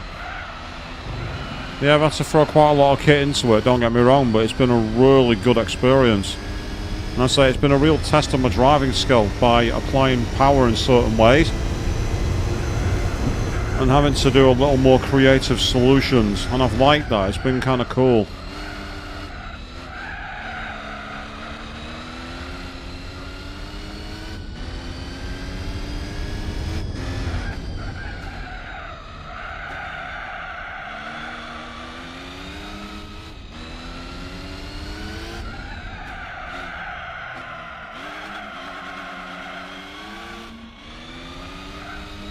Anyway, speaking of esports and racing, have you heard that Max Verstappen got disqualified from an iRacing event recently? He was doing some racing and someone crashed into him, which happened, and he went full on revenge mode, and the commentator called it out. I was reading it and I'm thinking, you're meant to be a world champion in motorsport, a real ambassador. Why are you reacting like me whenever I get hit by bullshit moving Shin Megami Tensei? You're meant to be a professional. Why are you being like that? I've got an excuse. I'm a bitter, angry Englishman who's not a professional, but you are, Mr. Verstappen. Rein your neck in. Be better. In the words of Bruce Lee, be like water.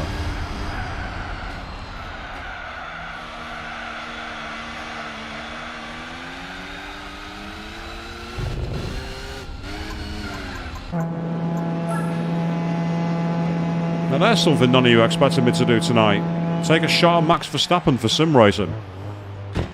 I know I didn't think I was going to do that.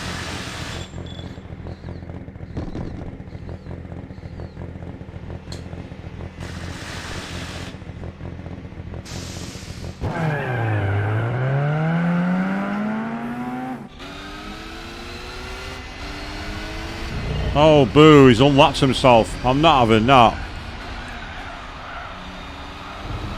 You will get back behind me where you belong. How dare you think you own the principality, Mr. Corvette driver? Get back here.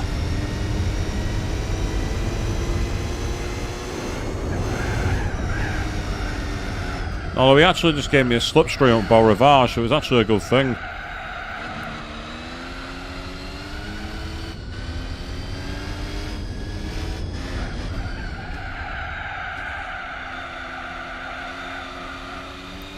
I think this race will be much harder on an actual PS2 controller, where you don't have analog triggers. Analog triggers on a modern Xbox controller, or a modern PS4 controller, whichever you're using, they are so much easier to drive cars like this on, because you actually have proper control over your throttle input. It's one of the reasons why racing games of this era were actually best on Sega Dreamcast, because Sega Dreamcast had analog triggers in the 1990s. So you played the likes of Metropolis Street Racer, Tokyo Extreme Racer, Top Gear Le Mans, Test Drive Le Mans even, sorry, any events like that. You enjoyed the F1 World Championship, games like that, you could actually properly apply your throttle and it made a world of difference. There was even some games that weren't racing games that benefited from it. There was a PS2 Dreamcast game called Headhunter, which was kind of like a not quite siphon filter, but that kind of game. And there was a point where you had to ride a motorcycle, and on the Dreamcast it was so much easier to drive the bike because you actually had proper control over the throttle. On the PS2 you often crashed because you just went straight into other cars or walls. Other cars or walls, I'll actually say that in English.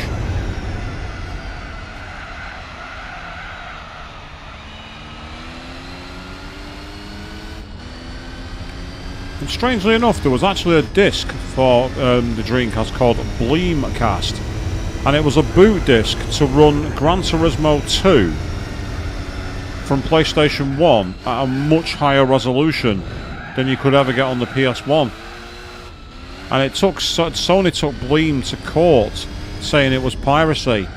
Yet the courts ruled in favour of Bleem, saying they actually reverse engineered the software and it was fair use. Sadly, the dream of Bleem died, and it's a real shame, because they had unlocked the ability to get some of the big hitters from the PS1 running on Dreamcast, Apple Macintoshes, PCs. It would have been a massive, massive boom in terms of software. Of course, the likes of Squaresoft, Capcom and everything else didn't want this to happen for one very simple reason. They couldn't make money from ports if you were able to just get a PS1 game and run it. Especially considering half of the PS1 games were really easy to pirate because the CD-ROMs didn't have very good copy protection. So I can definitely see why Sony wanted that project quietly canned by the courts. Yes, because law. It's just about as dramatic as this race in the 1,000 miles.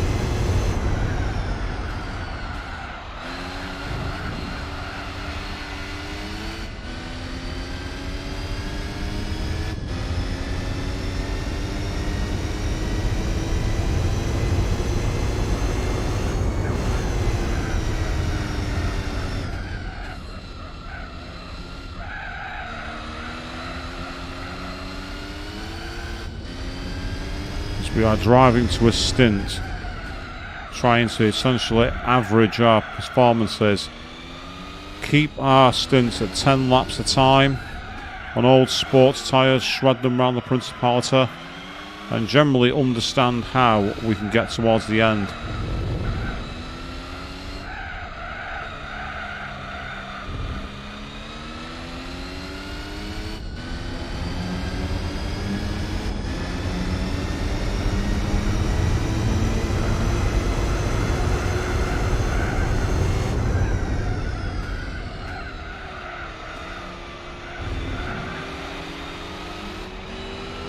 See how much more nimble the E-Type Jag was in that corner chicane than the Marcos then. The Marcos was absolutely useless. It was sliding all over the place, whereas the Jag just had all the poise in the world. It was just so smooth.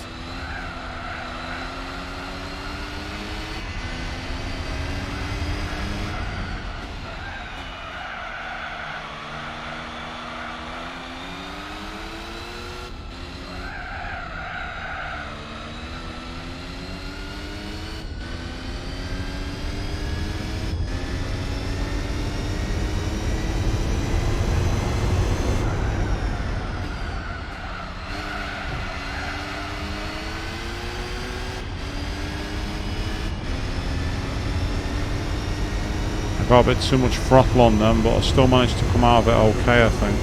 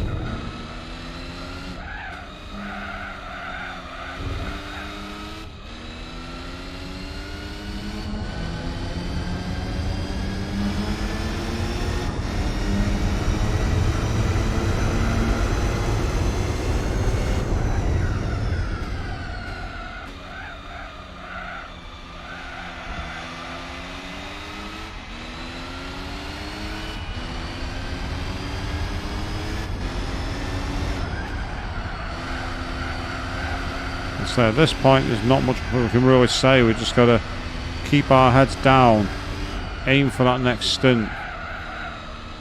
And that's the thing about endurance driving. It's all about, can you actually keep it going? Can you keep your concentration?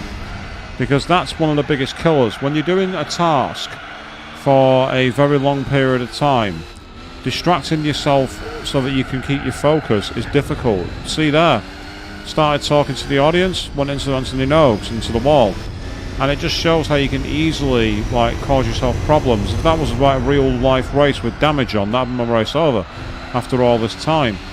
So these are the kind of dangers that you face when you do motor racing, and it's no different if you're driving a real road car. If you're driving on the motorway, for example, or the freeway, highway, whatever word you call it, wherever you are in the world, the autobahn, whatever.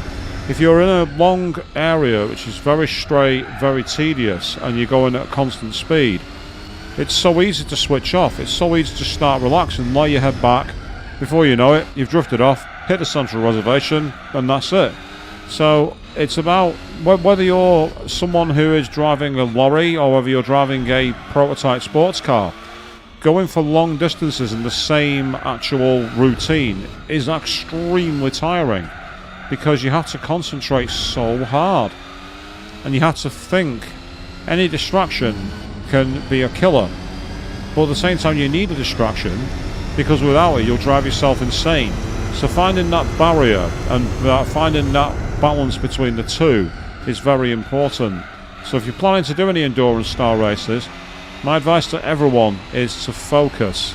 Understand it is going to take a long time. Understand you are going to be going on the same task for a lot of effort, and it's a grind. It's no different to trying to grind levels in a very early dungeon in an RPG. It does get tedious, it does get boring.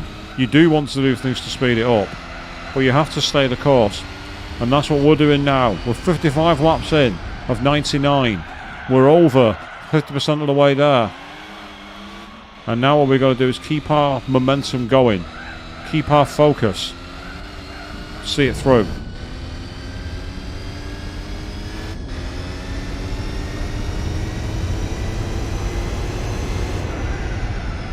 It's like if you're a batter in cricket and you know you need to bat out 2 days of play.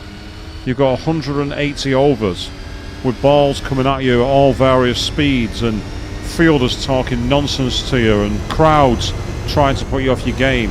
And being able to block that out and go, no, it's me and these players, and I'm going to hit that ball no matter what. Even if all I do is knock it into the ground and not score any runs, I'm going to do that. I'm going to be the anchor. And that's a very, very difficult thing to do. It requires mental aptitude way beyond most people. So if you can do that, give yourself a massive pat on the back. You got respect from me.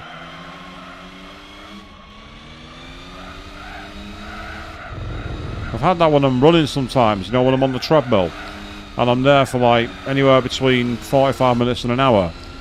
It gets very tedious because you're not like doing anything, you're not really moving, you're not navigating bends, you're not switching elevation, you're not changing sides of the road, you're not feeling different wind resistances, you're just going in a straight line. So it can get quite boring. And even with noise cancelling headphones and music, it's still difficult to keep yourself focused on the task at hand. But I've learned by doing it it's made me a much more disciplined runner when I've been out on the road, because I've been much more focused on my actual rhythm. Things like my cadence, things like my gait and my stride.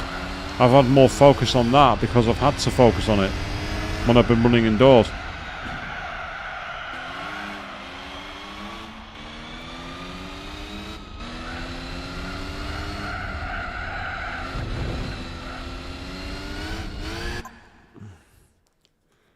Although there's not much you can do when your hand cramps up.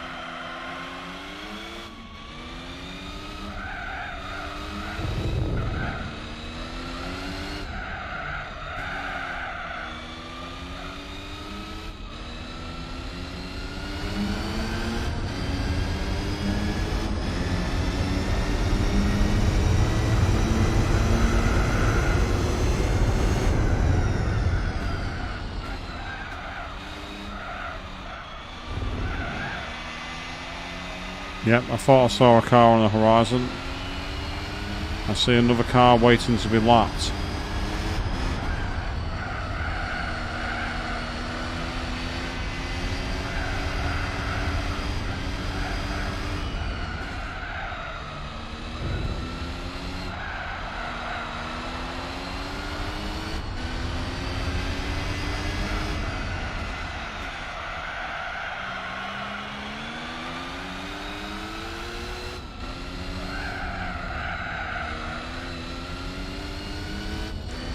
And wait for it, 82 and on the full throttle, here we go.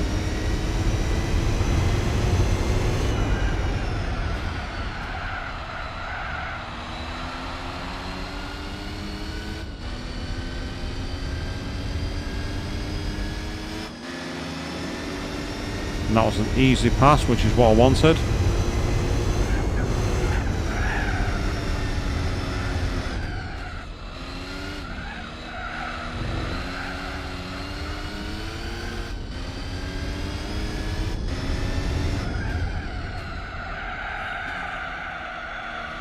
So I'm liking all the little things I've never really noticed before in this game. Like the railing shadows going into the top of Mirabeau. I like that. They actually rendered a proper like grated shadow rather than just a solid one. Which is way ahead of its time here in the PS2 era. Way ahead of its time.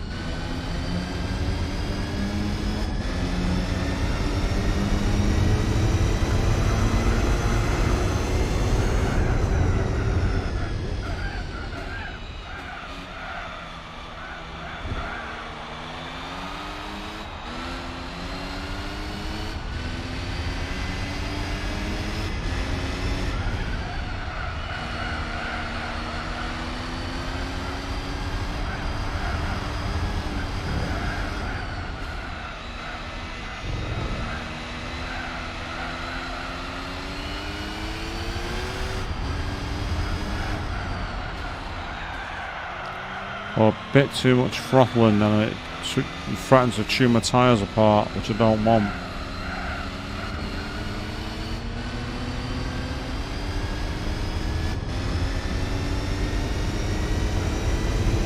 And again, for lapping traffic, our lap times are pretty good.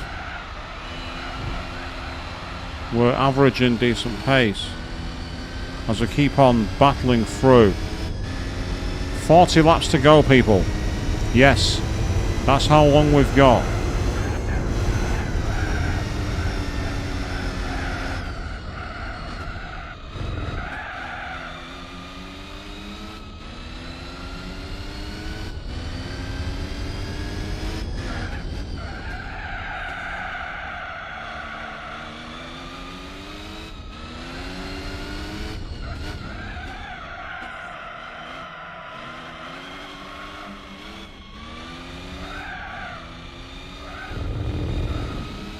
Yeah, it's been alright actually, Joe, hasn't it? The traffic's been a bit more spread out. There's been a few cars in minor clusters, but they've not been kind of like stuck together.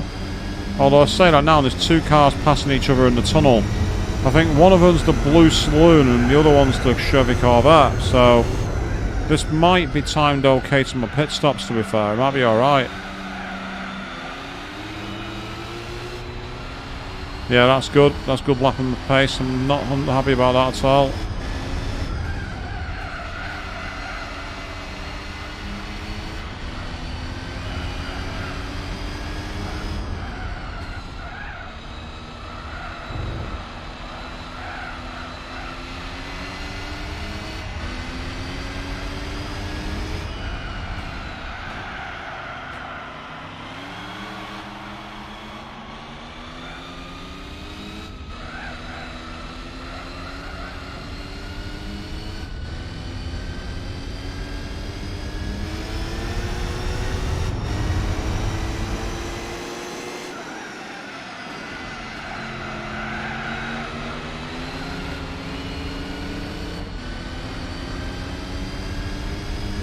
Yep, catch this, Mr. Chevrolet Corvette driver.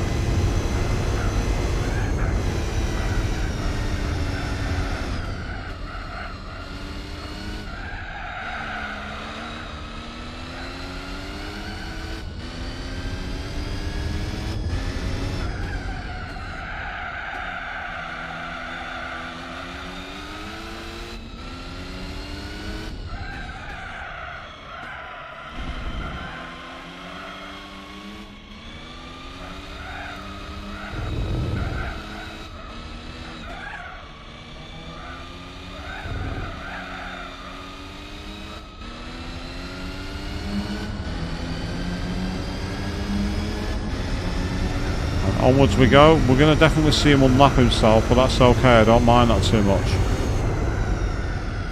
It doesn't matter if he unlaps himself. What matters is that I don't lose the race. And thus far we're in quite a decent position to win it. Yeah, you can definitely feel that the car needs to be on the higher end of the fourth gear than the lower end when I go full throttle, which is quite annoying, but it's okay. Because the tyres have gone and I'm about to pit in anyway, so it's not a big deal.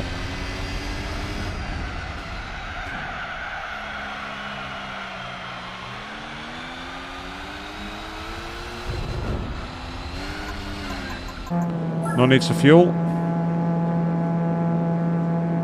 Fuel is good, we don't have to worry about that.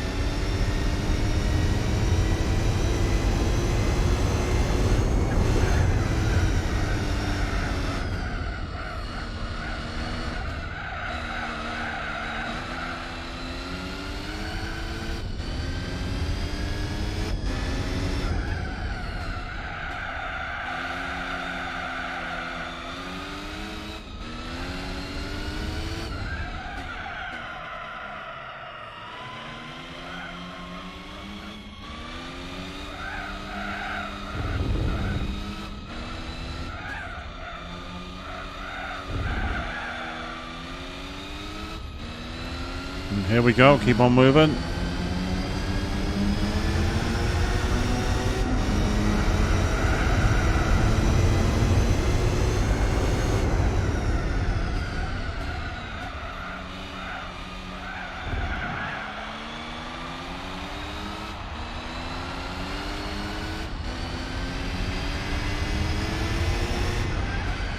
Actually, Joe, you like Monaco and everything else. Have you seen the alternate rule that was proposed by iRacing, and it had like Gary Anderson comment on it, where they changed the route a bit? It involved going a different way down by, I think it's down by Mirabeau, and then creating a different route. If you've never seen it, it's only like a 2-minute video. It's worth checking out. Alternate Monaco route from this year. Someone made it using a Ferrari model in either iRacing or Assetto Corsa, one or the other. And I'd be interested to tell me what you thought of it.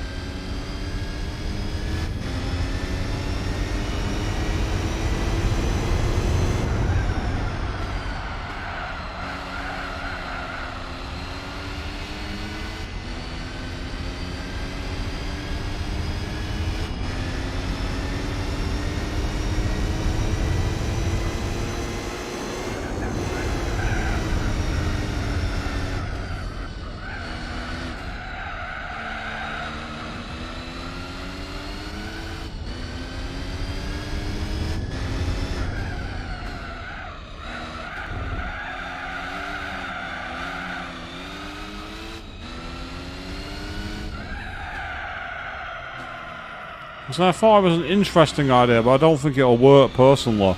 I can't see it being safe to make a route like that, but then again, I'm not a planner of F1 circuit, so I couldn't tell you.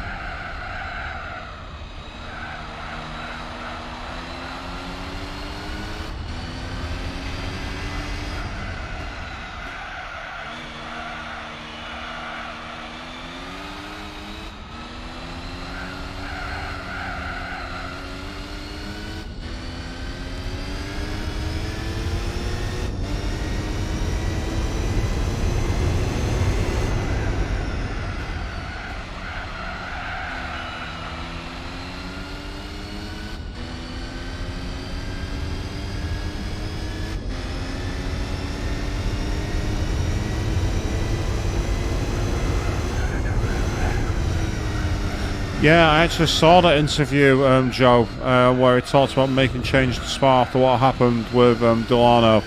I mean, with how many drivers sadly now have been involved in incidents there, well, it's like it's definitely a question to be asked.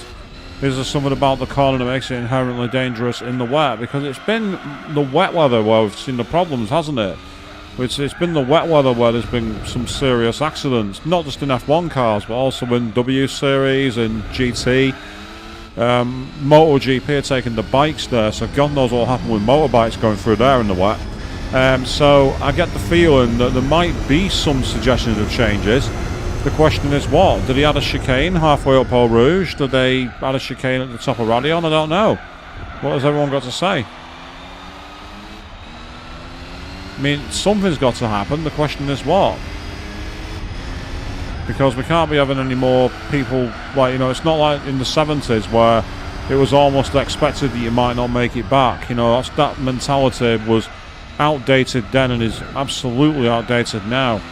So avoiding that kind of circumstance is so important.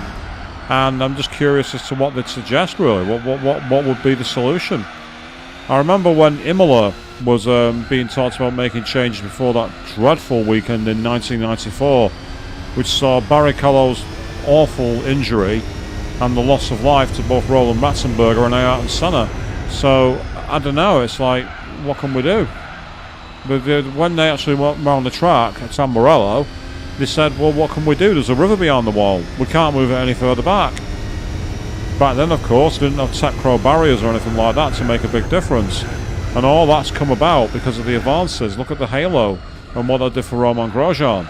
So there's definitely something they can do, not just to the tracks, but maybe also to the cars. But the cars are that well insulated now. What else can they do apart from making closed cockpit? And even then, there was that horrendous accident in the GT cars. They're completely closed cockpits, the Grand Tourers, and there was still some horrific injuries.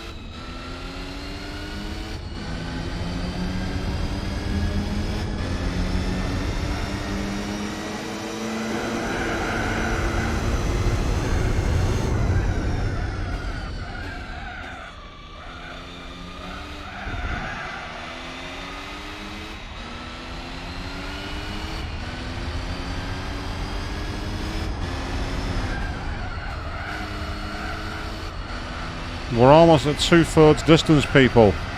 We're almost there. Can you believe it?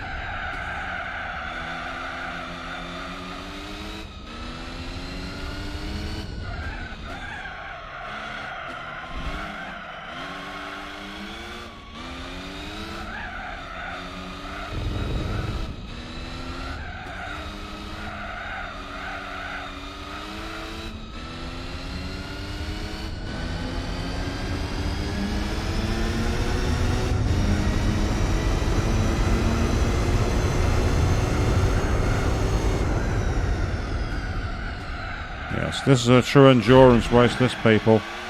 I wish I could have more witty news for you, but there's not much I can really say. It's just a challenge to get through. It's one of those things. This is an endurance race. There's not much commentary you can give to them, really, apart from, yep, I'm clipping this corner, I'm clipping here. Well, I can say that 99 times if you'd really like, but that really would be low-brow quality content. Still, it could be worse. You could be watching me play Desert Bus, where we drive in a straight line, forever turning left to avoid getting ditched in the sand for 8 hours, non-stop driving, no radio, no commentary, nothing else to do apart from open the door. Yes, I've seen that game. No, I won't play it.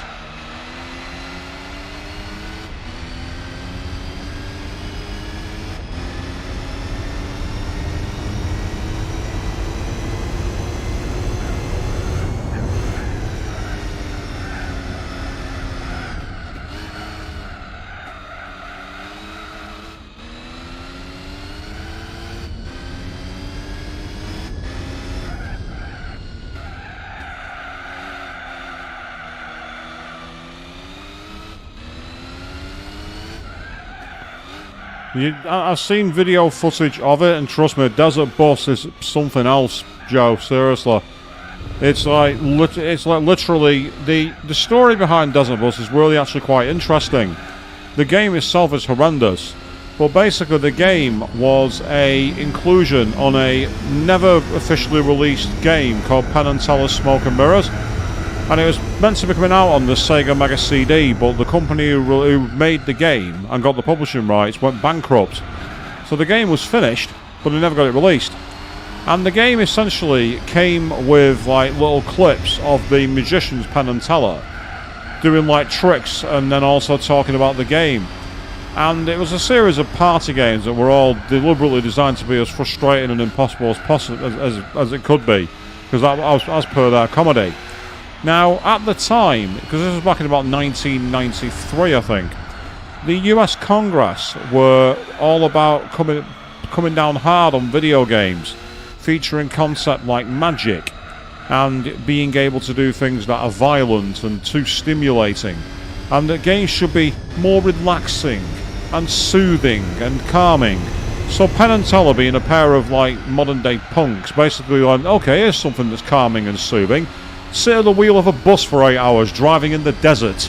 Yeah, that's realistic, that's soothing, that's boring enough for you. So that's the reason the game exists. It was a massive middle finger to the US Congress. The game itself is terrible, and it was deliberately designed to be so. It was designed to be a horrendous game. But the thing is, it still features, like, people still do live streams of it to see if they can get through it. And there's a charity group who do it every year for 24 hours to raise money for kids. like, you know, for children's hospitals. So it's pretty awesome that people still do that kind of thing. But seriously, Desert Bus, one of my friends, gentleman by the name of Mike Hislop, shout out to you, Slopes, known as MPG, did it once and played a lot of music while they were doing it on Twitch, and had all the fun in the world, I am sure.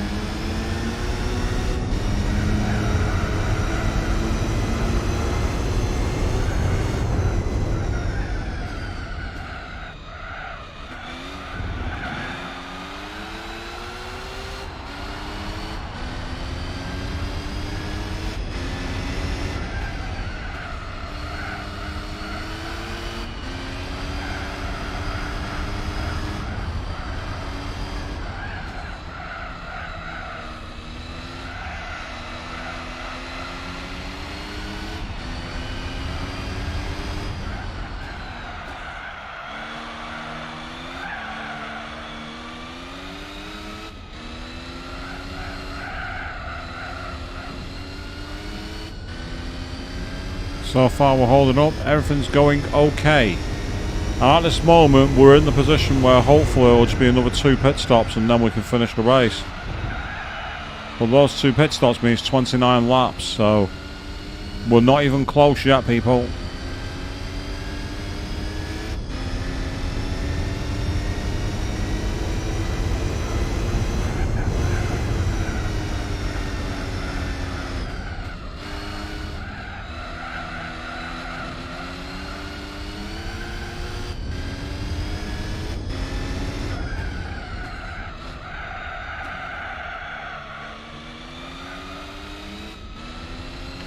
Though at some point for a laugh, maybe I should do big rigs over the road racing. If anyone's ever seen that game, then that could be a fun stream to do.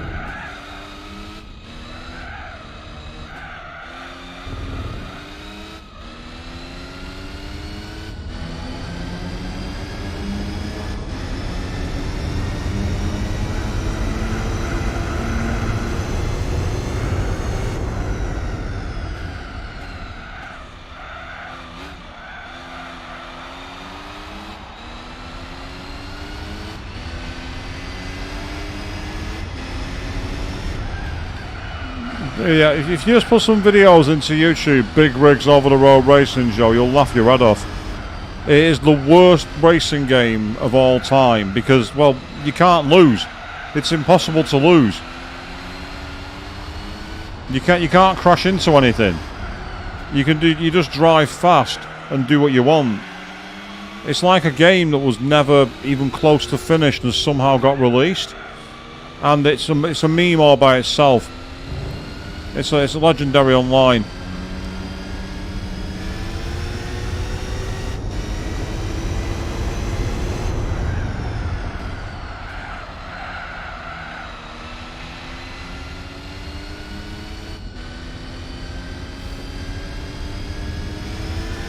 But actually, speaking of bad games, I am going to be evil to myself. Right at the end of August, it's my birthday. So after I've celebrated becoming an old fart again, literally in the final days of August, it's gonna happen. In the final days of August, I'm going to hell. Sonic hell. The Sonic 06 is gonna happen. I'm gonna schedule it at some point soon. It's going to be a special stream. It's going to be a long one. Potentially we might even go all the way and do 24 hours. I don't know. But we're going to play one of the worst games of all time as an endurance stream. So that will be at the end of August. Probably around about the 28th or the 29th. That's probably when it's going to be. So keep your eyes open. It will be revealed. I've yet to decide the exact date, but it's going to be in that period. Because it's one of the times that I've got a week off. So I will be able to recover from the absolute torture that I go through. Because you're all so nice, saying that you wanted to see me play that game. Well, you're going to get your wish. And I'm going to hate you all.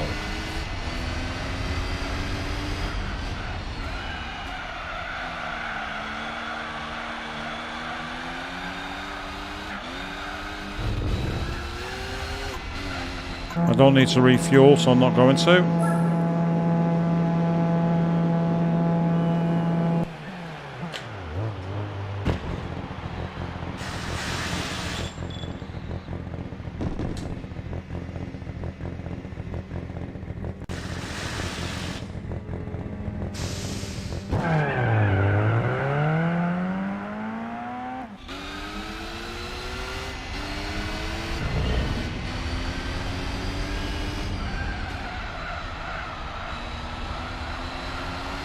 No, there's not going to be any of that avian. I made that mistake last time.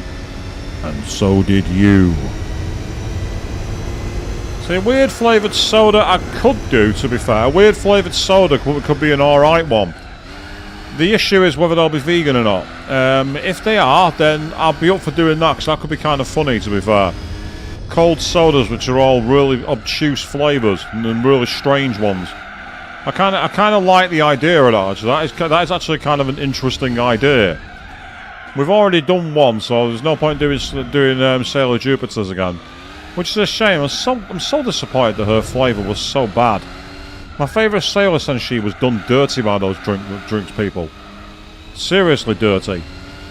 Makoto Kino, go and kick the exec's arse for screwing things up.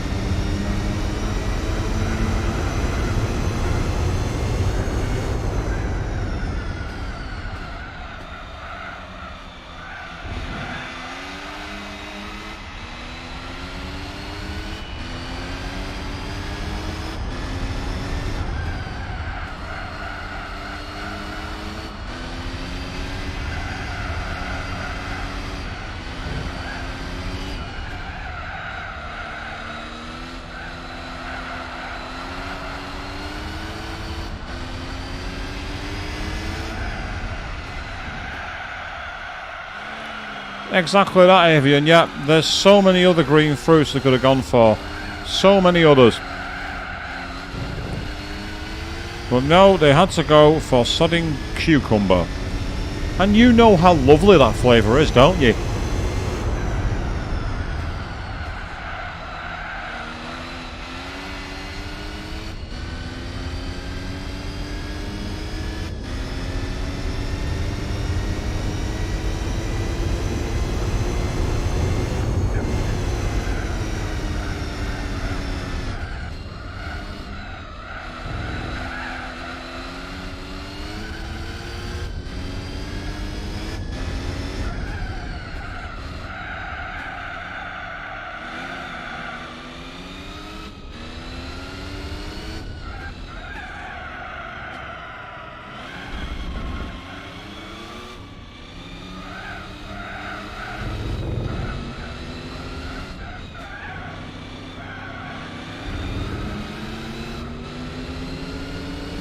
No, that's true. Cucumber soda was nowhere near as bad as the cough up.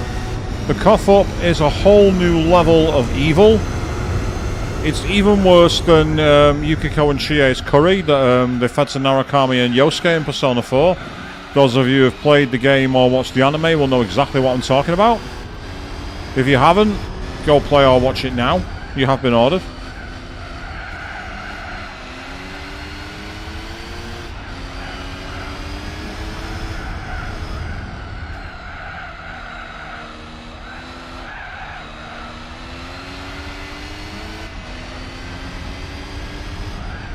Oh, Joe, the cough up was a whole new level of evil. As I say, the video footage of it doesn't exist because of YouTube not recording 24-hour streams. So speaking of that, if the stream is a long one, ends up being, you know, anywhere between 8 and 24 hours, what I'll be doing is actually splitting it into 3 parts. Essentially, every 8th hour, I'll be stopping the stream and then immediately restarting it. So we'll probably go to like 24 hours and a minute in order to make up the difference in time, but it'll literally be like that. There will be a very tiny break, purely so that we don't have the issue that happened with the Crisis Core stream, because that's officially lost media.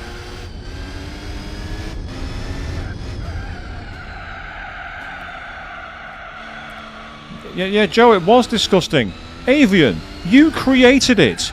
You explain the evil that you put into that cup. You came up with it. Own it. Explain how bad it was.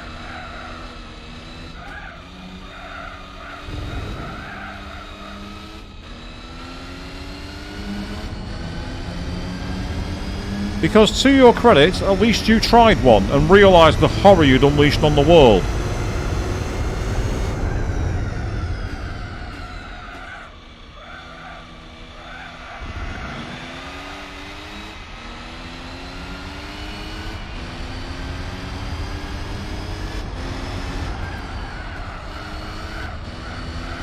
Yes, it was supposed to be a joke. Well, it wasn't. It soon became all too real and all too hellish. Let's say that much. Still, maybe some other streamers should do it as a challenge. See if they can actually stomach it. Because I sure as hell couldn't. Well, to be fair, actually, I did. I managed. How many cups of it before we started aborting it after maybe 8 hours on stream? I must have got through at least like 6 cups of the stuff.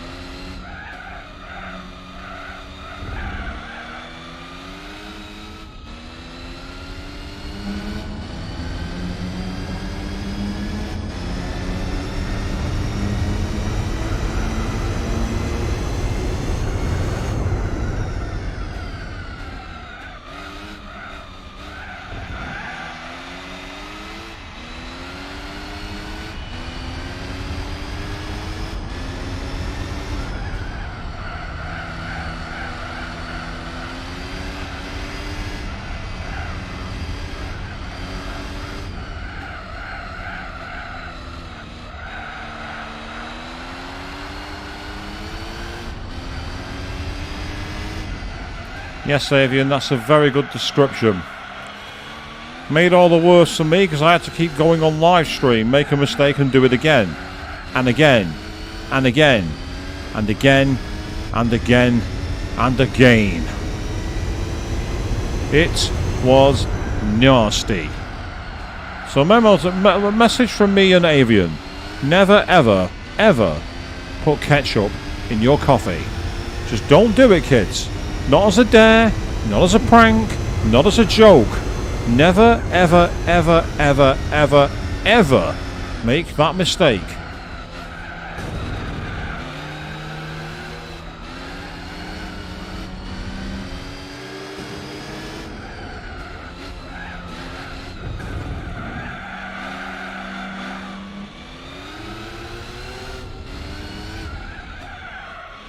Yeah, I'm not surprised, Avian. Mine aches as well. Don't worry about it. Mine ache for the both of us.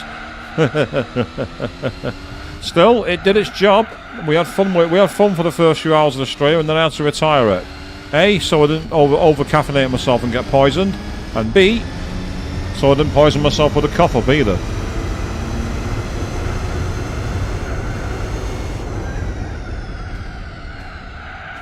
Oh, just outbreak myself then, damn it.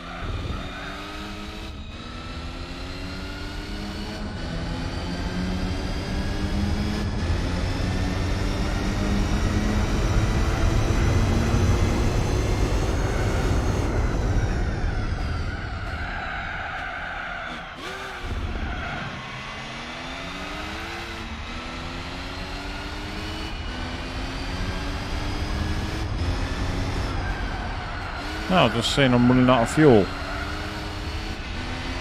That's okay. We've got enough time. We can easily make it back to the pits.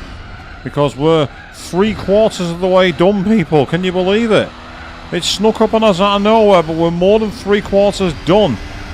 We are almost into the final stretch.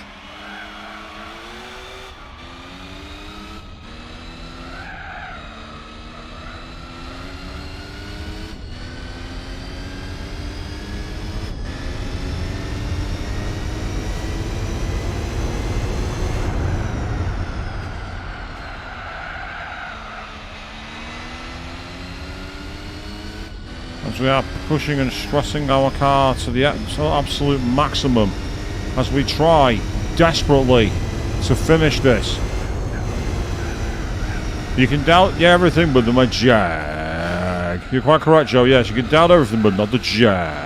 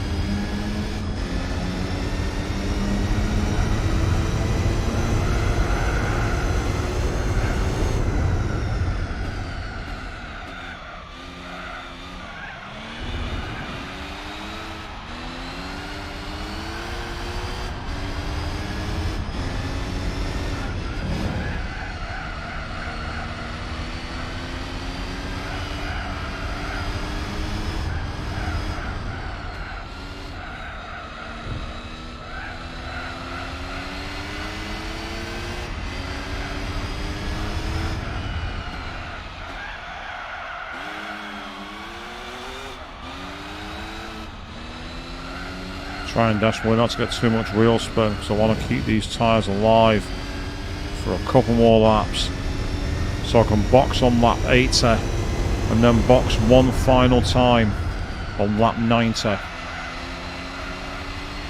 9 stops, not bad at all. Consider we're on sports tyres, not racing tyres, so they wear a lot faster.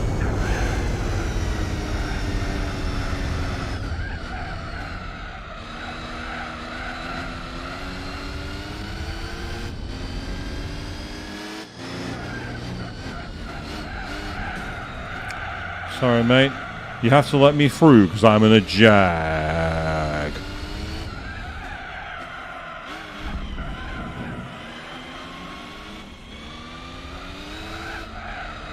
I mean, to be fair, with most drag drivers I've seen, that's the kind of attitude they've got.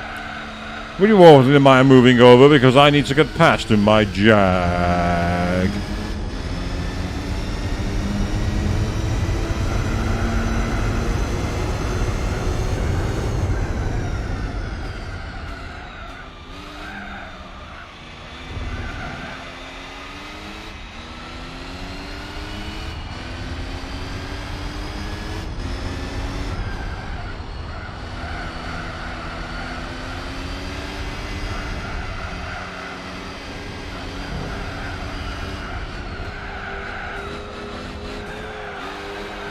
Get your Marcos out of my way, now.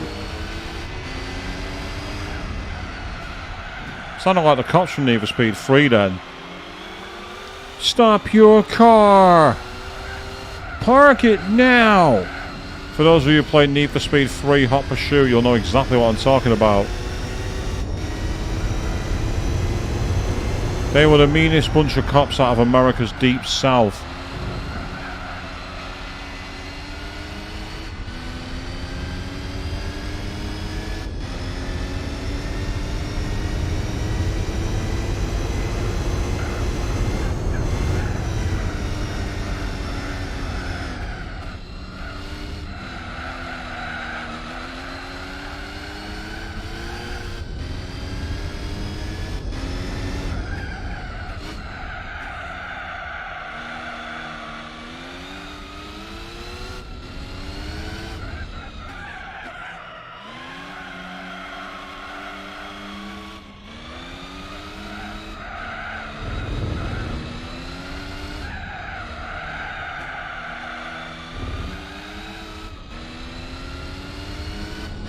We're getting there, it's good.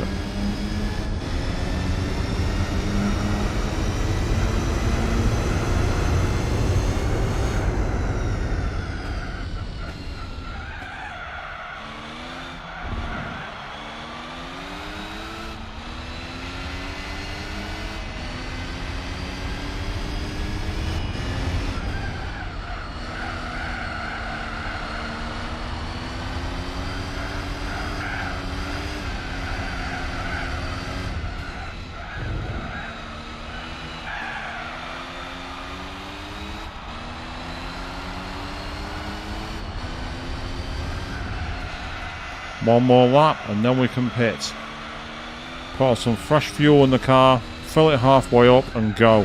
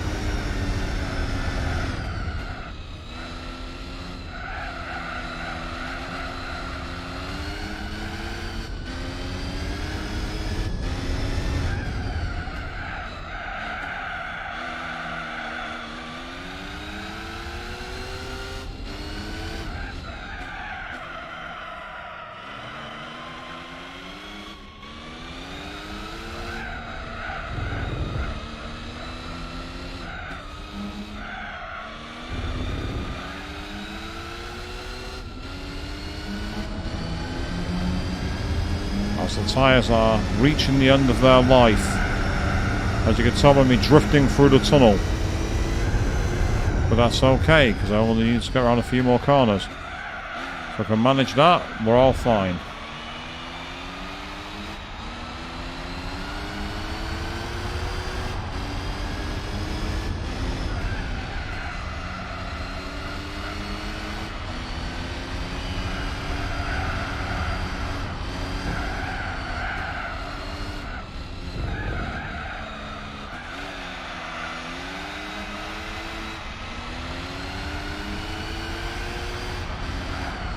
Wow, these tyres are really shot on this one.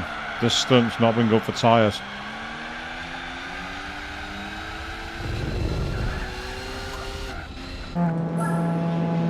So let's get some fuel in the car. And let's get some fresh tyres on.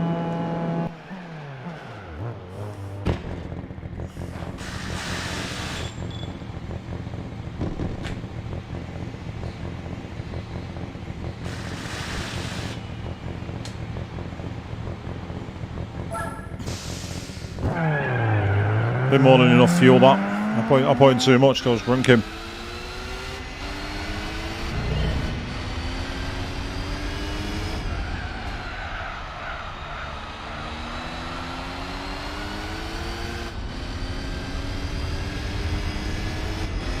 Okay, here we go. 2 more stints and then we're done.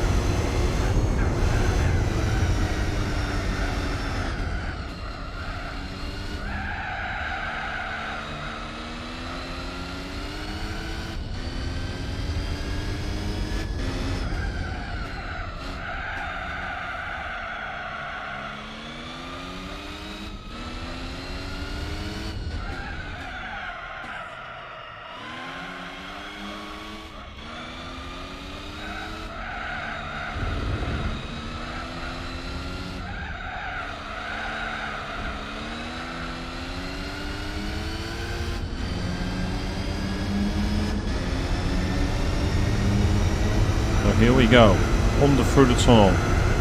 Kiss the rail because we're on the wrong side of the road, that's not good. But managed to stop the car and correct to get back to the right racing line, so it could have been worse.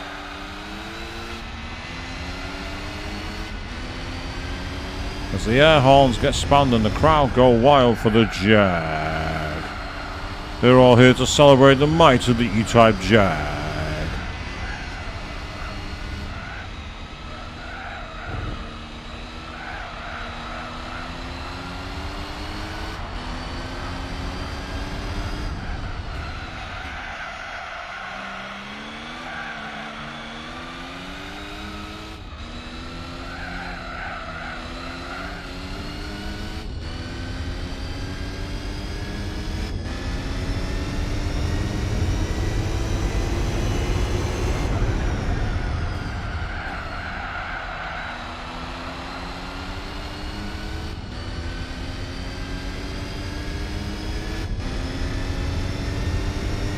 Pace is pretty good. We're doing pretty decently here.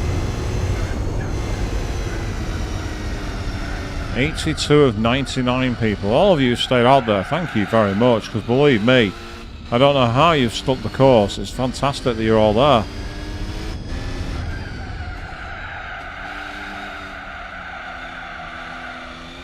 So it doesn't bother me about being affiliated or supported financially or anything. All you people out there watching is more than enough for me. So a huge thank you to everybody. Massive round of applause for you all.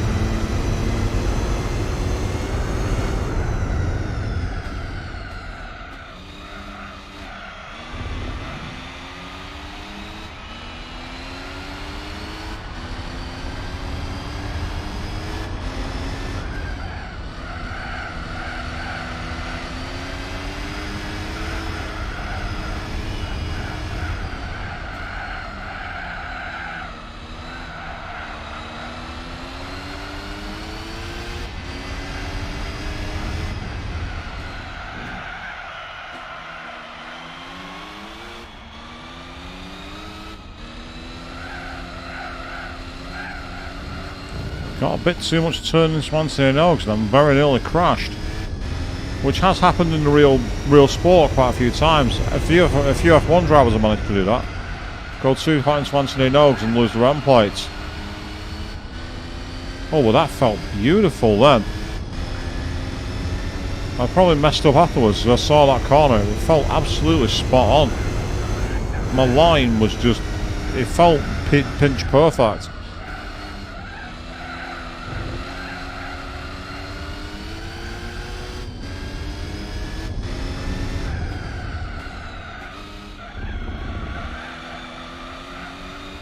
It feels weird that this isn't an S license event, because it's just so hardcore compared to, like, you know, the other ones we've done, like the World Championship.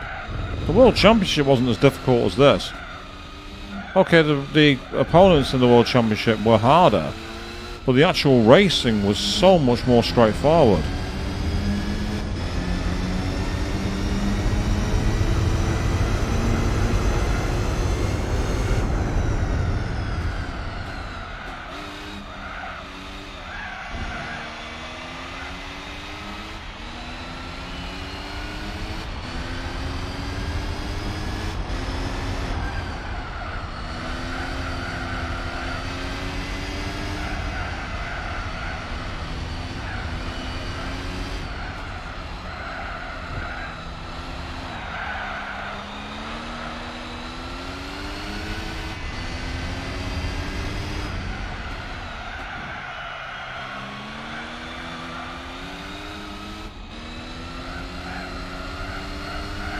Now, so I mean, so easy to do. Got so focused on my line, I turned in too tight, crashed into the wall.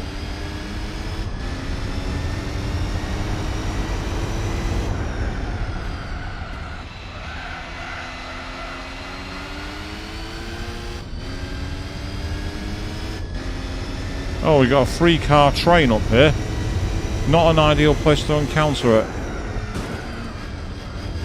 Yeah, he kind of blocked my line on both sides, which is frustrating. What can you do? You just got to take on the chin and carry on. Ah, that's why. So the Corvette was overtaking those two as well. That explains that. Wonder why there were so many cars in this area. Now I know.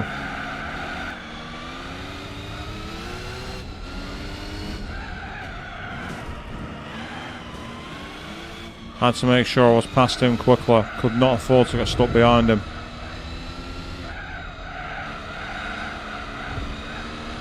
Not want to have the chance to add to the humiliation.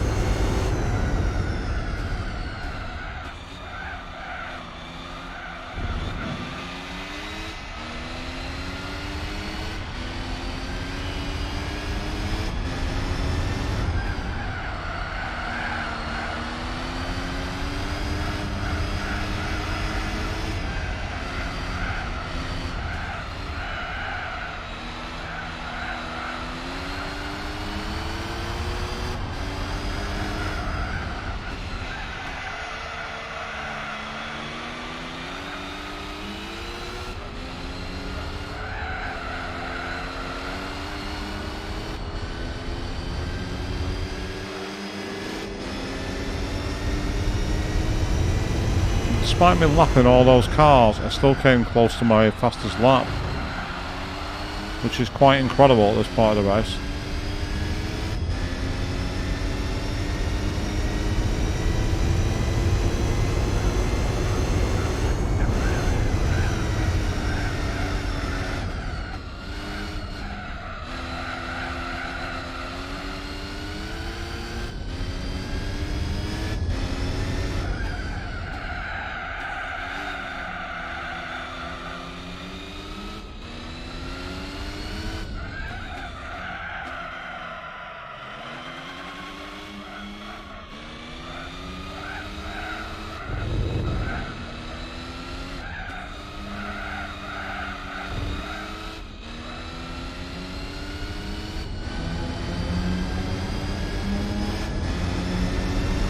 In we go.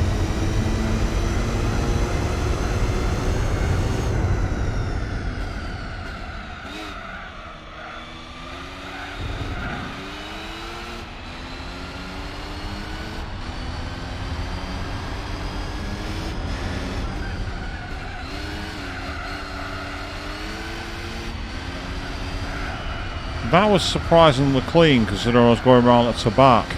It's not an easy place to lap traffic, that. In fact, Tabac's never easy to do anything at. So to lap traffic, keep it in the white lines and not have an accident is pretty special for me. For most white epic professional racing drivers, that should be a piece of piss, but I'm not a professional racing driver. I'm not a professional esports player. I'm just someone who enjoys some classic racing games. And that was very close to my fastest lap as well. That's insane. What's going on?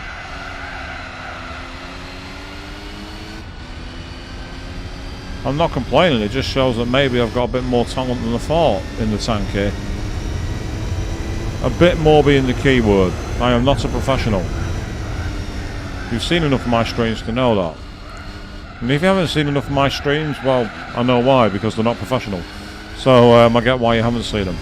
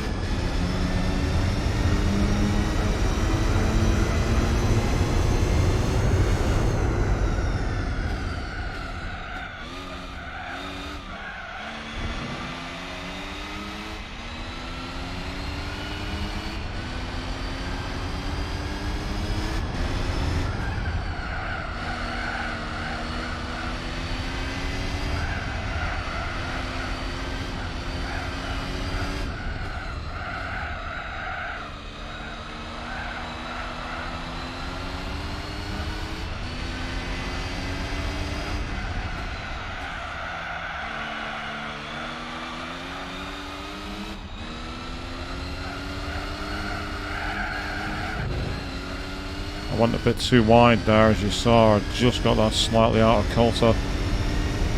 Bit of a shame, but hey ho, it's okay.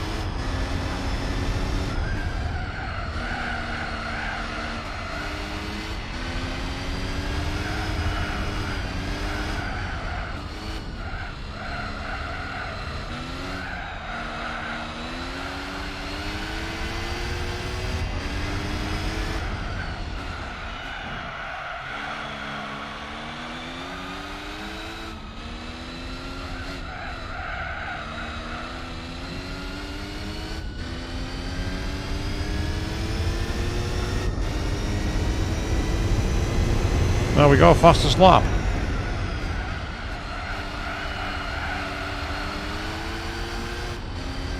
That was quite unexpected to go fastest lap there. I'm not going to complain though.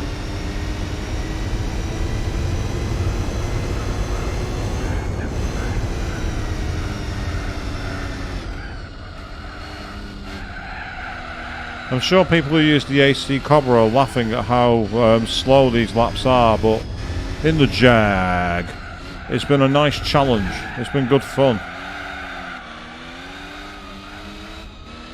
So I understand the AC Cobra is probably quite a lot better than the Jag in terms of being able to navigate the courses. I imagine that Buick as well that was in the classic car race will be a cracker too.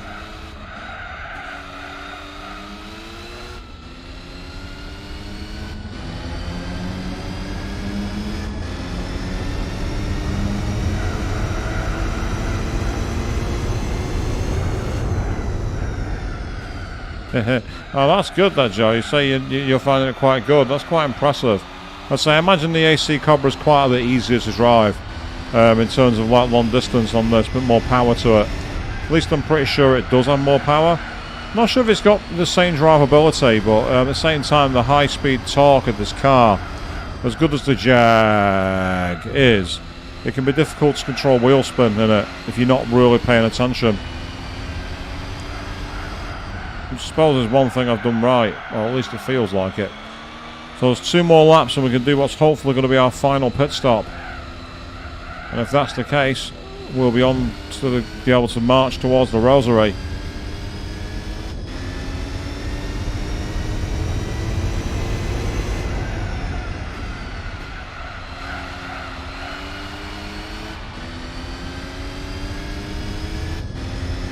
So it moves a lot in the turns, does it? So is it one that, like, is it easy to burn your tyres out in the AC Cobra?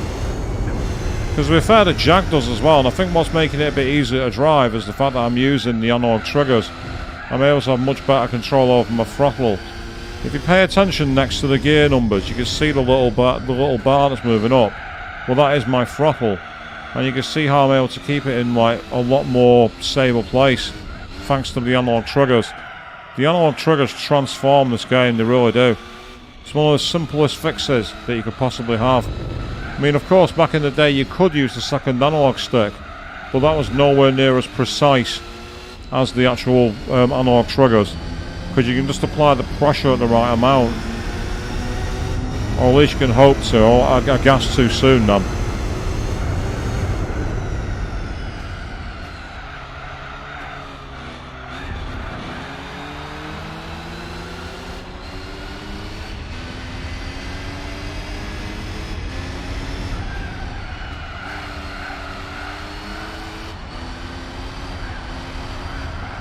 So even the AI goes off track. Well, I say it's nice to see the AI in this era goes off track. It's modern AI, they seem to go on rails.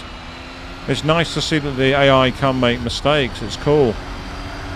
So I don't know why you don't see that as much. Sometimes you do, to be fair. Apparently with tyre wear in Gran Turismo 7, the AI can mess it up and get really badly screwed over. I won't know because I've not played it in months, so it's not fair for me to comment.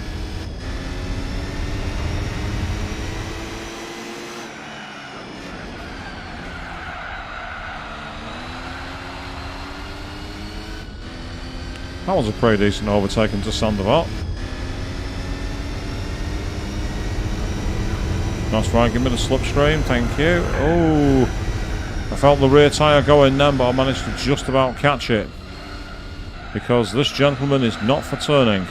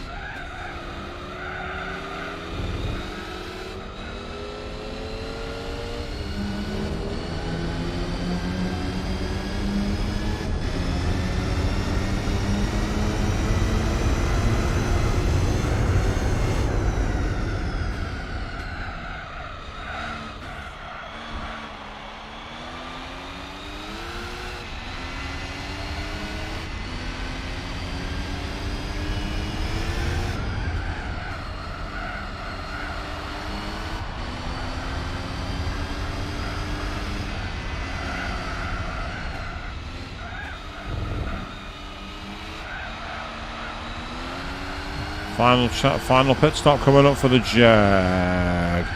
And he needs it as well because the tyres are absolutely shot. But that's okay. We are in for the final time. No fuel. We don't need it.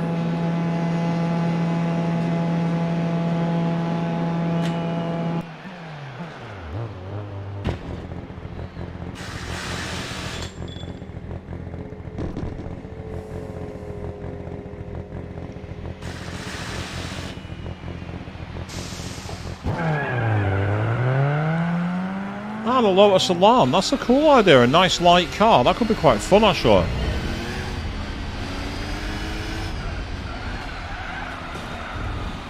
If it's got the horsepower, because obviously it needs to have enough power to keep with the likes of the Chevy and anything like that. If it's not got enough power, then it's going to struggle. But if you've got something classic, that could work.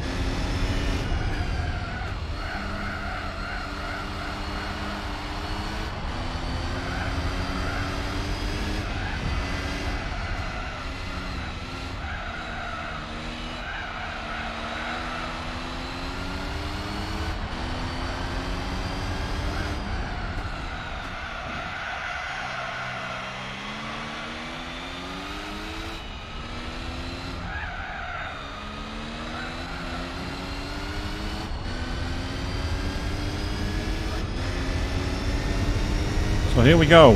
We're into the final few tours, people. We've not got long left.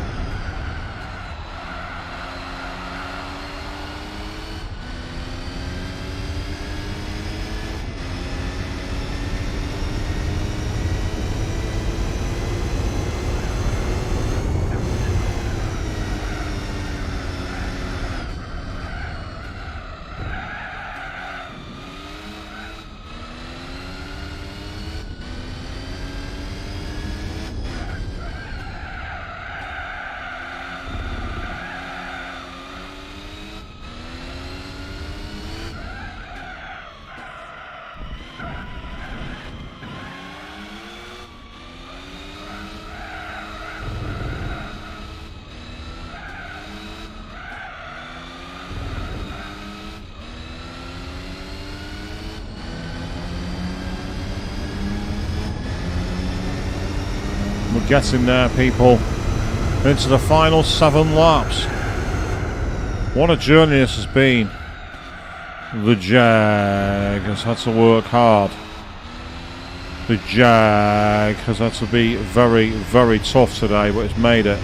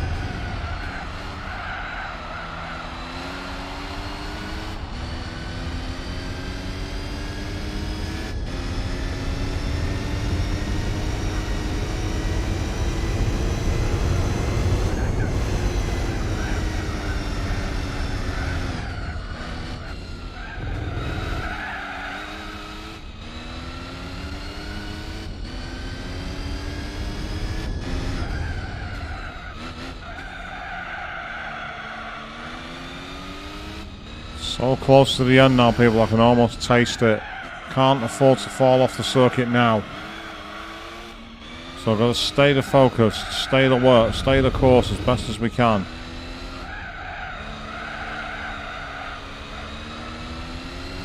And let's say this has actually gone faster than I thought.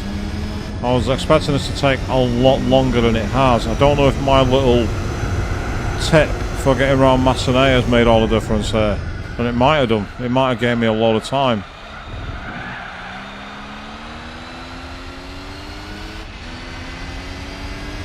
As I say, full disclosure, I did do some like minor setup work to this car. I changed the limited slip diff, I changed the suspension, I changed the toe angle and the camber, and it made a lot of difference to the car. It made it feel a lot more poised, a lot faster.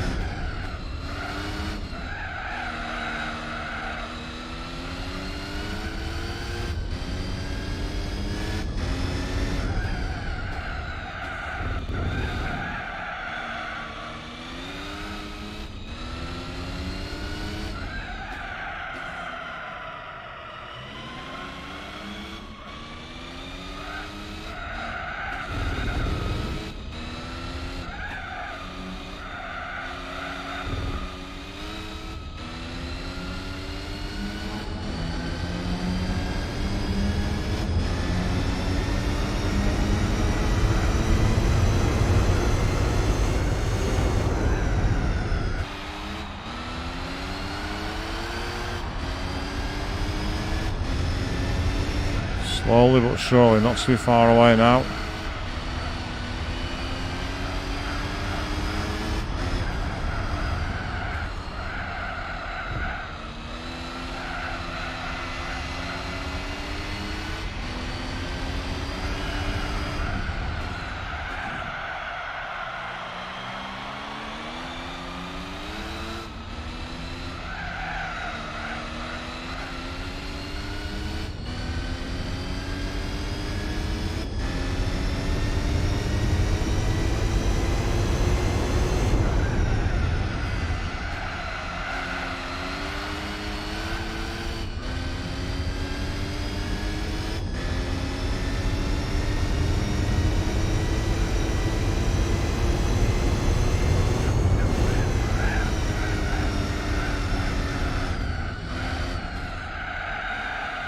Big question, can we finish this before 3 hours 10 minutes? I don't think we can, but we're going to try.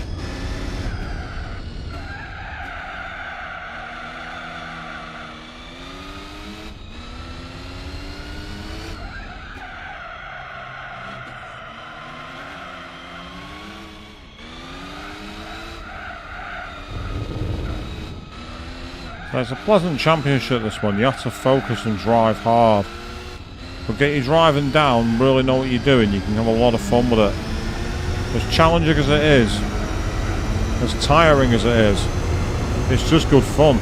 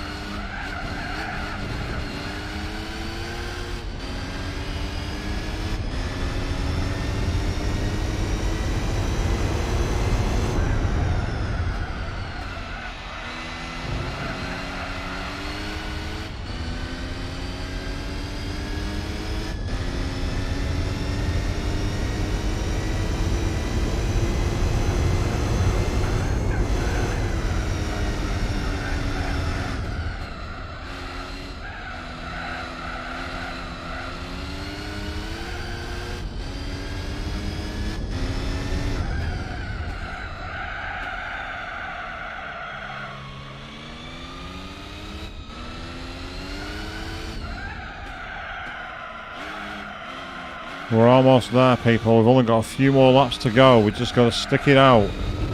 Apologies for going silent, but I'm so close to the end. I'm so focused. I want to just make sure I get there. And I say, this is a real challenge. This is a difficult championship. But we're almost at the end. We've almost got there.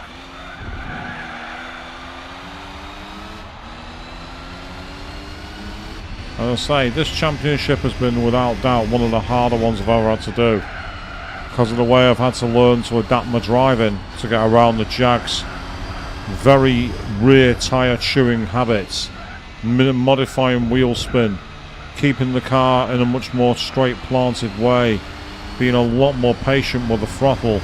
This is not something I'm used to. It's not a driving style that is too intuitive to me, and yet I've adapted, I've survived, but I'm not there yet. There's a few more laps to go, and our tyres are running out of rubber. I've got to be careful that I don't push too hard. And I can afford to be conservative, except who wants to be a conservative? The bunch of scumbags. Oh, yeah, that's right, we've gone into political mode.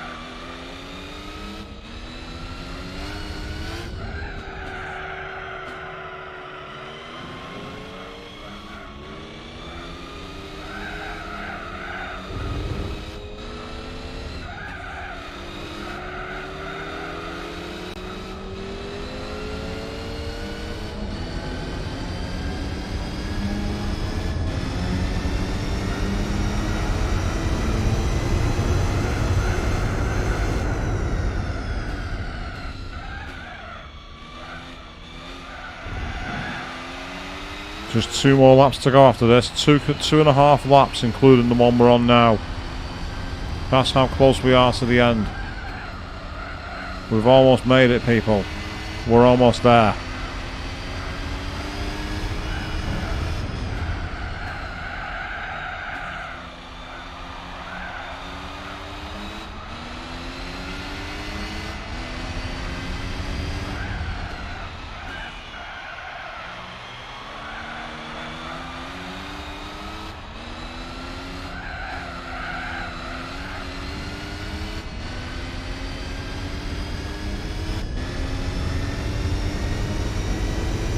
So here we are, the final 2 laps. My mate once played for an old arcade game called Clax. And when he got to something like level 200, it went, "Don't give up now." That was the hint.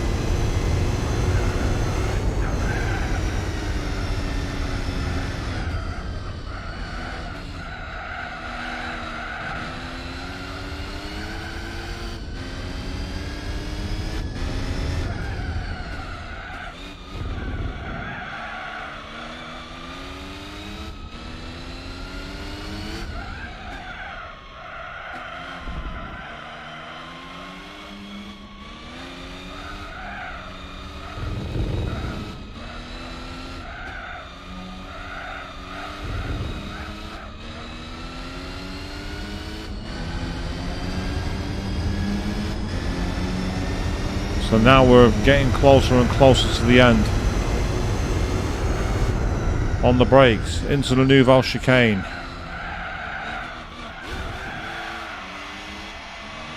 There's literally just 1 more lap to go after this, people. 1 more lap.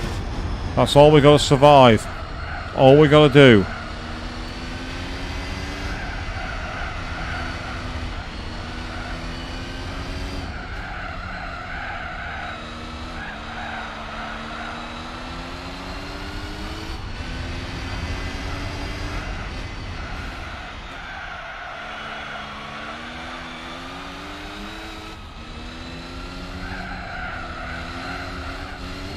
So here we go.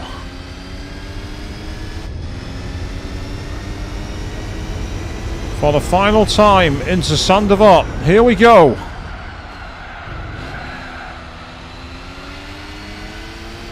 We are on lap 99 of 99. We are ahead of schedule. I was expecting this to be at least 3.5 hours. But so far, so good. Can we make it round? That's the question. That's the big one.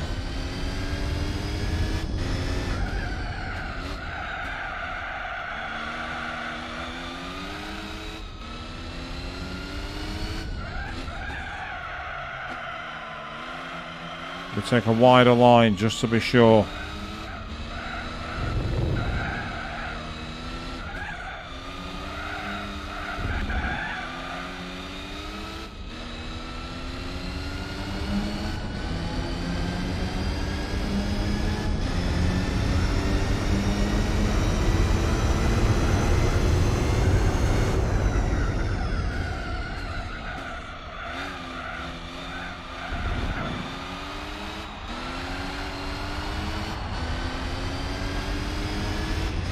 Into Tabak for the final time. And we've hit the wall. We've crashed. But it doesn't matter because there is no damage.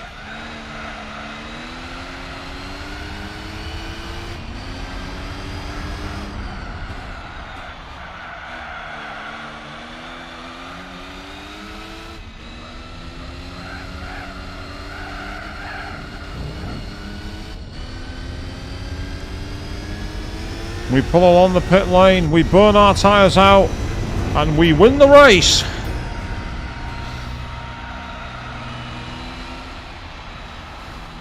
We claim first place in the oldest car in the field. We qualify for bus passes driving this car. But what does it matter? We have taken the checkered flag. And that also means the championship is now beyond doubt because there's only one race left. And I have got more than a race victory in my pocket. So, yes, unbelievably, we've come first place in the 1,000 miles. Race 3. 150,000 credits is ours. And I am going to very, very quickly do a quick state save there. Just in case of any issues. And as you can see, the next event is the Circuit de la Sarthe 2. That means there's going to be no chicanes. This is all out speed. We are going to be taking on the classic Le Mans. And that is going to be what we do on the next time we race here on Gran Turismo 4. I'm going to very quickly go to the top screen now. I just want to make sure that we get a save. The status. What? Oh. Right, hang on a second. I don't like the look of this. I do not like the look of this at all.